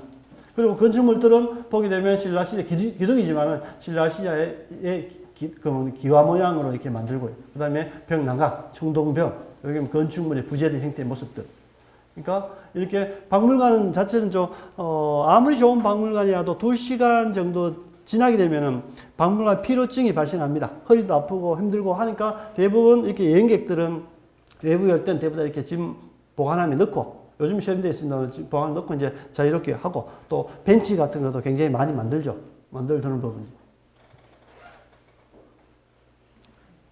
이렇게 보게 되면은 이 꼭대기 모습 뭡니까? 신라 석가탑. 아니요. 신라 석가탑. 신라 석탑. 신라 석탑에 어깨석처럼 어깨 주름 받침이 있고 어깨석처럼 되어 있고 나머지 기와 받치고 있는 거죠. 그러니까 박물관 자체를 이제 그 딱 사찰 형태를 만드니까 이제 위에 기와 지붕도 어떻습니까? 탑의 어깨석 모습으로 딱 만드는 거죠. 이런 부분들. 기와 모습. 그다음 벽 같은 것도 박물관 출토 유물들의 그러니까 문양을 다 찍어서 만들었어요. 벽을 만든다든지. 그리고 박물관은 흔히 이야기합니다. 경주 온 사람들은 초등학교도 경주 박물관 봤고 뭐 중학교 수학여행도 봤는데 뭐 또 가봐도 뭐 그거 아니까 뭐로 이렇게 하지만 박물관은 유물 대부분 5년 주기에 한 번씩 이렇게 바뀝니다. 바뀌는데 그 사이에 이제 그 5년마다 바뀌게 너무 이제 시간이 길죠. 인터벌이 너무 기니까 이제 짧게 이게 봐야 되니까 1년에 한 2번 정도 봄이나 가을에 정도의 특별 전시회를 엽니다. 그러니까 기존 상설 전시는 그대로 5년 만에 교체하더라도 1년에 그래도 뭐 특별 전시회. 그러면 지금 아마 경주 박물관에서 뭐 다란이 경 아마 전시 준비를 아마 특별전에 아마 가을에 하는 걸로 알고 있고요. 그래서 그 특별 전시관은 1년에 한 달 정도, 보름 정도만 대부분 이렇게 전시회 합니다. 있고요. 나머지는 동일. 전시 준비 중. 이렇게 돼 있어요. 그 다음에 그 지역 같으면 굉장히 이제 방향에 따라서 박물관은 정말 넓은 박물관을 가게 되면 뭐 그 일정상 다 볼 수 없기 때문에 가장 빨리 중요한 것만 보려 이러면 방향 표시대로 가서 가운데 메인에 있는 벽, 가운데 있거나 메인 벽에 있는 거 쭉 보고 이렇게 쭉 지나가게 되면 그 전시실의 가장 핵심 포인트만 주 벽면에 가운데 딱 세는. 뭐만 쭉 보고 하면 핵심은 다 보고 이렇게 볼 수 있는. 시간이 급하다. 그럼 쭉 이렇게 보는 게 좋습니다. 그리고 방향에 따라서. 그 나라 방향에 따라서 다 되겠고. 요즘은 이제 엘리베이터 같은 거 많이 있죠. 이제 장애인들 편의를 위해서 노약자 편의 시설 굉장히 많이 합니다. 지금 또 경주 박물관에 보니까 외관상에 또 엘리베이터 만드는 것 같더라고 보니까. 그다음에 이렇게 난간 같은 거 보이죠. 그리고 박물관은 야외 전시가 있고 실내 전시입니다. 야외 전시관들이 대부분 돼 있고요. 그러니까 여기 붙으면 우리가 석가탑 다보탑 있죠. 석가탑 다보탑이 석등이니까 여기 가면 본관 법당이라는 거죠. 고고관이 법당이에요. 여기 이제 석가탑 다보탑이 있고 안에 있고 이 앞에 사천왕문. 그러니까 이쪽 문이 이제 정문으로 만들어야 박물관이 쫙 되죠. 박물관에 사천왕문 들어가게 되면은 석등이 있고 양쪽에 탑이 있고 안에 법당이 있고 양쪽에 이제 뭐 회랑이나 강당이 있는 부분이죠. 그래서 그런 면에서 이제 강당을 만든 거죠. 월지관. 그다음에 여기는 미술관. 이렇게 경주 박물관은 신라의 가람 배치를 모델로 만든 겁니다. 그리고 탑에 어깨석 이렇게 딱 돼 있죠. 그리고 제일 위에 부분들은 요 위에 꼭대기 보면 이게 황룡사 찰주봉갱으로 이제 필심을 만들었고. 그래서 박물관은 지역에 가게 되면 이 박물관은 뭐 때문에 만들었을까 어떨까 딱 보는 부분이고.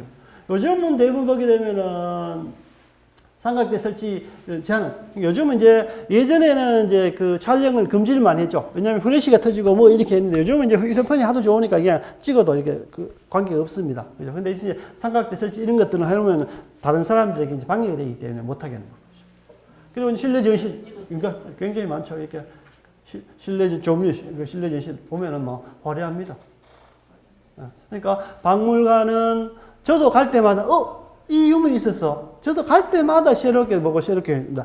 이건 또 왜냐면은 생각들이 다 다르기 때문에 가죠. 어떤 사람들은 뭐 의사 같은 분들은 뭐 치과 의사 같으면 뭐 인골 같은데 치과 이런 관계에 굉장히 관심 가지실 거고 뭐 어린 나이는 또 화려한 채색에 관심 가질 거고. 그러니까 굉장히 관심 가지는 사람이 많기 때문에 박물관 전시는 주로 세 부류로 나눕니다. 어린 나이들을 위해서는 화려한 채색을 이렇게 눈길이 확 이렇게 끌 수 있는 뭐 그런 형태를 만들고 또 일반 성인들을 위해서는 굉장히 취미가 다양하고 생각이 다 다양하기 때문에 굉장히 많은 유물을 이렇게 진열하는 일반성. 그리고 이제 전문가들에게는 그 유물을 직접 꺼내서 만지고 관찰할 수 있도록 기회를 줘. 왜? 그래야 연구가 되는 부분이니까. 세 가지 중심으로 해서 이제 전시를 합니다. 그러니까 이제 방금 같은 게 뭡니까? 피란부는 우리가 예전에는 월요일날 쉬었을 때 연구자들에게 신청을 합니다. 월요일날 비니까 그러면은 관람객이 있을 때 가서 이제 불 켜놓고 유물을 관람하고 또는 이렇게 그 집에 내서 이렇게 관찰할 수 있도록 기회를 줍니다. 그래야 이게 되는 부분이죠. 그러면 이제 평일날 같은 데는 이렇게 관람객이기 때문에 어렵기 때문에 이렇게 이제 대부분 한다. 그다음 또 쉬게도 많아요. 굉장히 편하게 이렇게 쉬게도 많이 하는 부분입니다. 그 다음에, 요즘은 예전에는 이제 우리가 박물, 미션 임파서블이라든지 영화 같은 데 보면 주로 박물관에 이게 도굴꾼들이, 도굴꾼이 아니고 도난품들을 굉장히 많이 하죠. 영화의 제목인데. 그래서 대부분 가급적이면은 유리창이라든지 천정이라든지 이런 부분 대부분 다 이렇게 보안상, 이렇게 시멘트로 다 이렇게 만드는 부분인데 요즘은 이제 안전시설이 많으니까 이렇게 유리창 같은 부분 자연 채광으로 이야기만. 사실은 자연 빛에 보면은 예술작품이 제일 좋죠.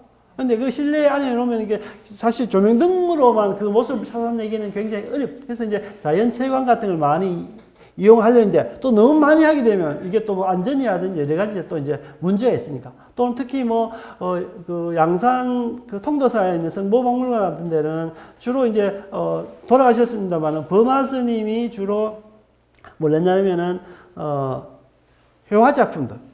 불화작품들을 이렇게 해놓으니까, 불화작품 같은 경우에는 이렇게 빛이 계속 들어오게 되면 이게 변색하고 탈색되니까, 그거는 딱 정해지죠. 몇 시부터 몇 시, 30분, 이렇게 가급적 이렇게 딱 정해주는. 그러니까 빛을 차단해야 되는 유적이 아니면은 가급적 이렇게, 요즘 창들을 많이 내고 이렇게 하죠. 이렇게 위쪽에서 자연 채광을 빛으로, 빛이 내려오도록 이렇게 되어본다. 이렇게 설계를 많이 합니다. 그리고 박물관은 그 시대거든요. 인류가 만들어도 구석기 시대부터 최첨단 미래 시대까지 박물관은 아주 오래 시작부터 시작해서 현대까지 모든 자료들을 각종 연구해서 전시하는 거예요. 그러니까 우주 박물관도 있을 거고 여러 가지 있어요. 그러니까 이제 구석기 시대부터 있던 유적들을 박물관 정리한다. 그래서 그 지역에 가게 되면 가장 먼저 봐야 될 것이 짧은 시간에 봐야 될 것은 박물관입니다. 박물관 보게 되면 그 지역 또는 그 나라의 가장 처음부터 끝까지 가장 일목요연하게 정리되어 있기 때문에 이해하기 굉장히 쉽죠. 그래서 우리가 해외에 갈 때 그 나라 박물관 가게 되면 그 나라의 역사를 가장 한 곳에서 쉽게 볼 수 있기 때문에 항상 박물관은 관광 차원에서 교육 차원에서 항상 간다. 그래서 우리가 어릴 때 수학여행도 항상 코스에 뭐가 되어 있습니까? 박물관은 필수적으로 코스가 이렇게 잡혀져 있죠. 그만큼 중요한 곳이다. 그러니까 시작부터 끝까지 시기는 그 다음에 무게는 정말로 이게 18.9톤입니다만 이보다 더 크죠. 박물관 만들 때 거의 지성면, 거대한 몇백 톤 되는 그런 석상들 같은 것들 아니면 또 고인돌 같은 걸 박물관 안에 이렇게 만들기도 합니다. 그때는 박물관 만들 때, 그렇죠. 왜? 문 다 만들어 놓고 못 들어가죠. 우리가 황룡사, 장룡사 같은 것도 어떻습니까? 그 건축물을 만들기 전에 벌써 불상을 만들고 그게 집을 지었을 겁니다. 왜냐하면 만들고 난 다음에 넣지 못하기 때문에. 그런 부분들. 그러니까 거대한 수백 톤에서부터 시작해서 조그마한 유리구슬 파편까지. 그러니까 시기는 구석기 시대부터 현대까지. 구석기보다 훨씬 더 올라갈 수도 있겠죠. 지질학 박물관은, 자연사 박물관 같은 데보다 훨씬 더 시기가 다른 부분이죠. 그래서 무게는 수천 톤에서 아주 몇 그램까지.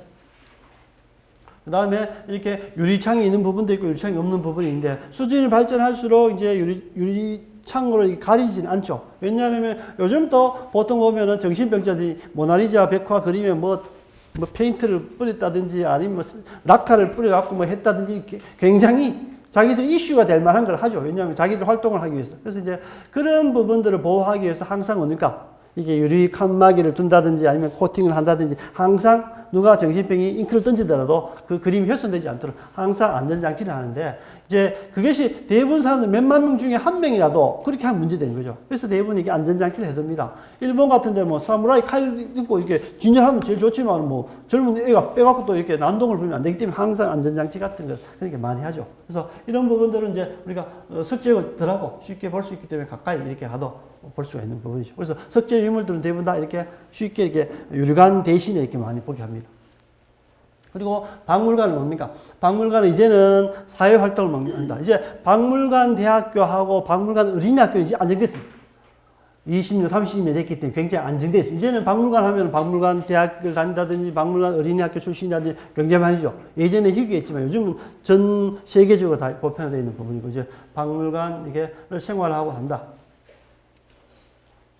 그리고 이제, 저희들 처음에 이제 박물관, 아마 이게 언제인지 모르겠습니다. 박물관대학 총 답사 때 제가 한번 이렇게 안내를 한 적이 있는데, 저희들이 처음에 이제 박물관 대학을 만들고 난 다음에 일주일에 한 번씩 답사를 하고 안내를 하고 이러면, 그때는, 원래 60명 모았는데, 한 1년, 2년 모아보면 이게 사람이 없어서 이게 모집을 어떻게 하지? 이게 진짜 이거 걱정이다.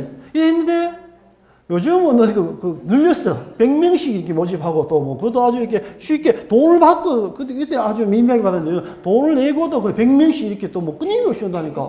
160명 있었으니까. 와, 그래서 진짜 엄청하다. 우리는 이렇게 2, 3년 하다 문 닫으면 무지하지. 걱정을 했는데 그게 없어요. 저도 한 초창기 한 10여 년 정도 이렇게 납살 안내하고 이렇게 했습니다만. 그럼 그때 당시에는 어떻습니까? 시설 자체도 어떻습니까? 그냥 뭐 이렇게 딱 느껴지죠. 저는 김대중 대통령이 제일 잘한 것 중에 하나가 뭐냐라면 우리나라 휴게소를 좀 깔끔하게 했다. 예전에 휴게소가 뭐 어떻습니까? 그냥 막 이렇게 우동 한 그릇, 고춧가루 뿌린 우동 하나, 이게 뭐 대부분 다 했는데. 근데 요즘 보면 진짜, 밥은 휴게소에서 먹어야 될 만큼 아주 맛있게. 그러니까 이제 이런 시설들이 이제 점점점 예전에 이렇습니다. 그러니까 뭐, 복가에서 선전하자는 거 아닌데, 이렇게 박물관, 경주 박물관에 이제 이렇게 앉아있는 부분이죠. 근데 요즘 뭡니까? 이디야.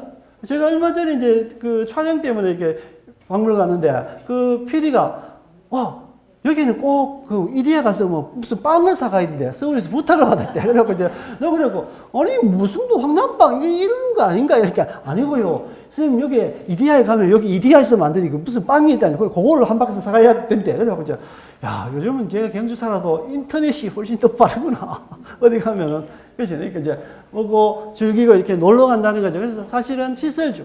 그러니까 뭐 중앙박물관은 훨씬 더 잘 돼 있죠. 레스토랑처럼. 그리고 전시 이런 부분들, 전시 기법도 이제 쇼윈도우식으로 하는 것이 아니고 잘 관리하는 이런 부분들도 굉장히 중요하다라고 이렇게 생각합니다. 그래서 이제, 박물관하고 이게 오늘 뭐 두 가지 하다 보니까 이제 너무 시간도 이게 뭐 상세하게 설명드리기도 그렇고 또 선생님들 또 아시는 부분은 제가 이렇게 대번 생략을 했는 부분이 있습니다. 그래서 이제 하시고요. 그 다음에 제가 또 그 전시관 걱정을 이렇게 이제 끝내니까, 전시관 홀가분하게 끝내니까 또 걱정이 하나 생겼습니다.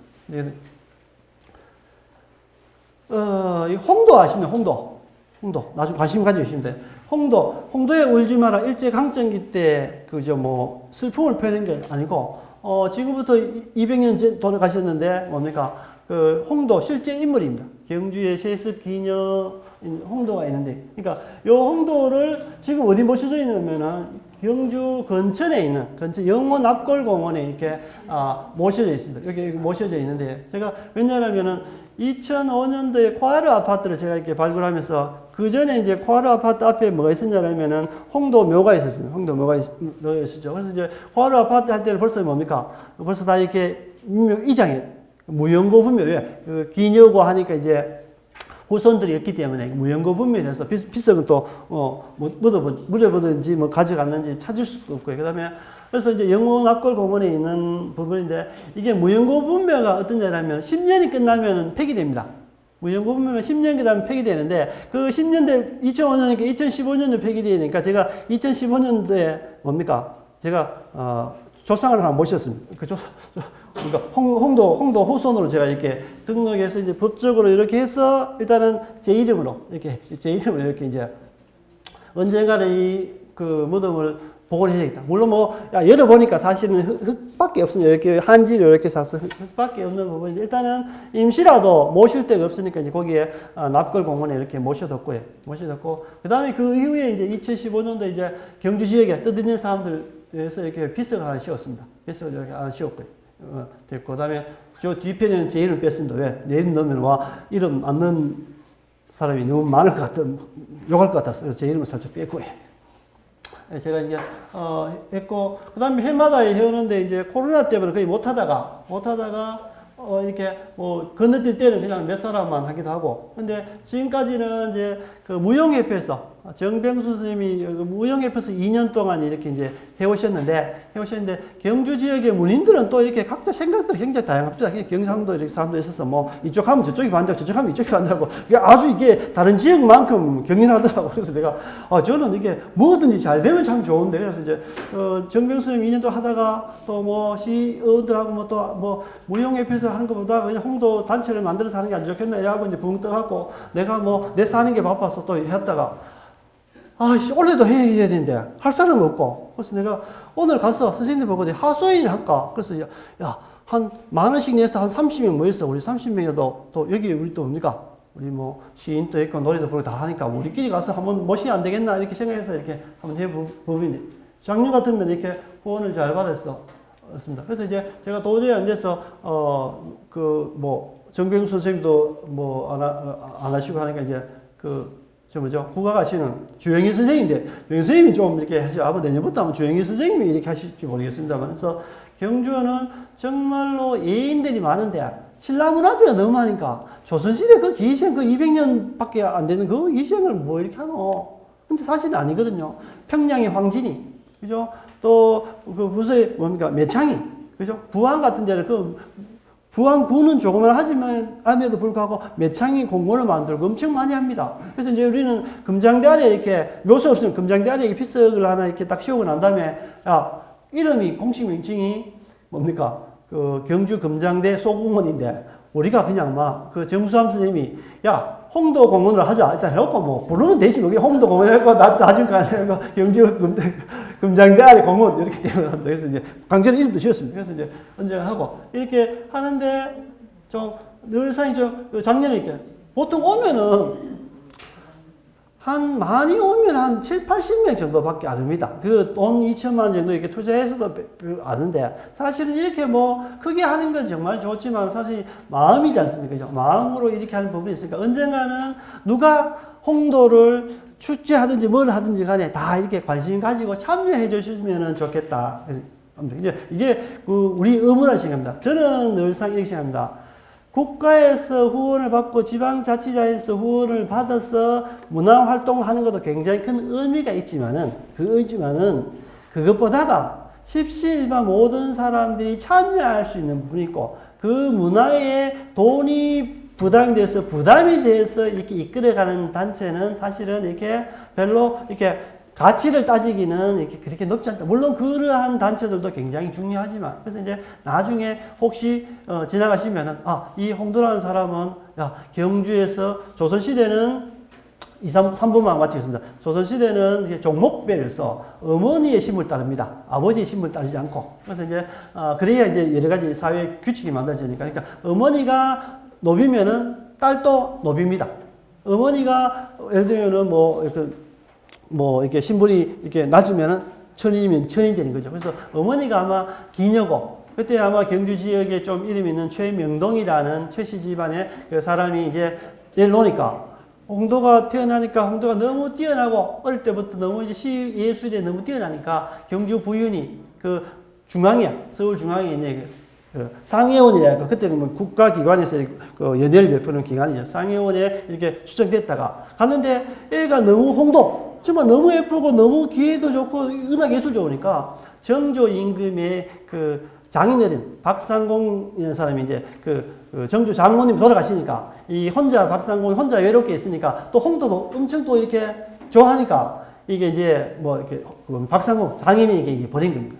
19살, 20살 된 애가 이제 50 넘은 이게 노인하고 10년 동안 살다가 죽죠. 3년상을 치르고 32살 내려옵니다. 32살 내려와서 경주에 한 12년 있다가 45살에 죽죠. 45살 이제 경주 지역에 이제 음악 예술 관광에 내려와서 이제 그 기녀들 다시 교육을 가르치고 이렇게 하다가 45살에 죽고, 그 재산은 가족들에게 다 이렇게 주변 가족들이 다 희사하고, 이따가 거기 배웠던 제자들이 30년 지나서 경주 도지도 코하루 아파트 버지 조그맣게 빗속을 씌우고 그걸 해마다 오고, 그것을 경주의 문인들이 계속해서 왔는데 이제 93년도 4년도에 새롭게 인터넷 신문에 나서 굉장히 이제 유명해지지만은, 근데 그 관리 안 하고 코하루 아파트 지다 보니까 그렇게 되는 거죠. 그래서 그런 부분들을 우리가 이렇게 신라 지역에 살지만, 경주 지역에 살지만은 조선시대 예인들도 굉장히 뛰어납니다. 그런 분들도 우리 기리는 것도 우리의 역할이 아닌가 하면서 제가 이렇게 하소연 겸하면서,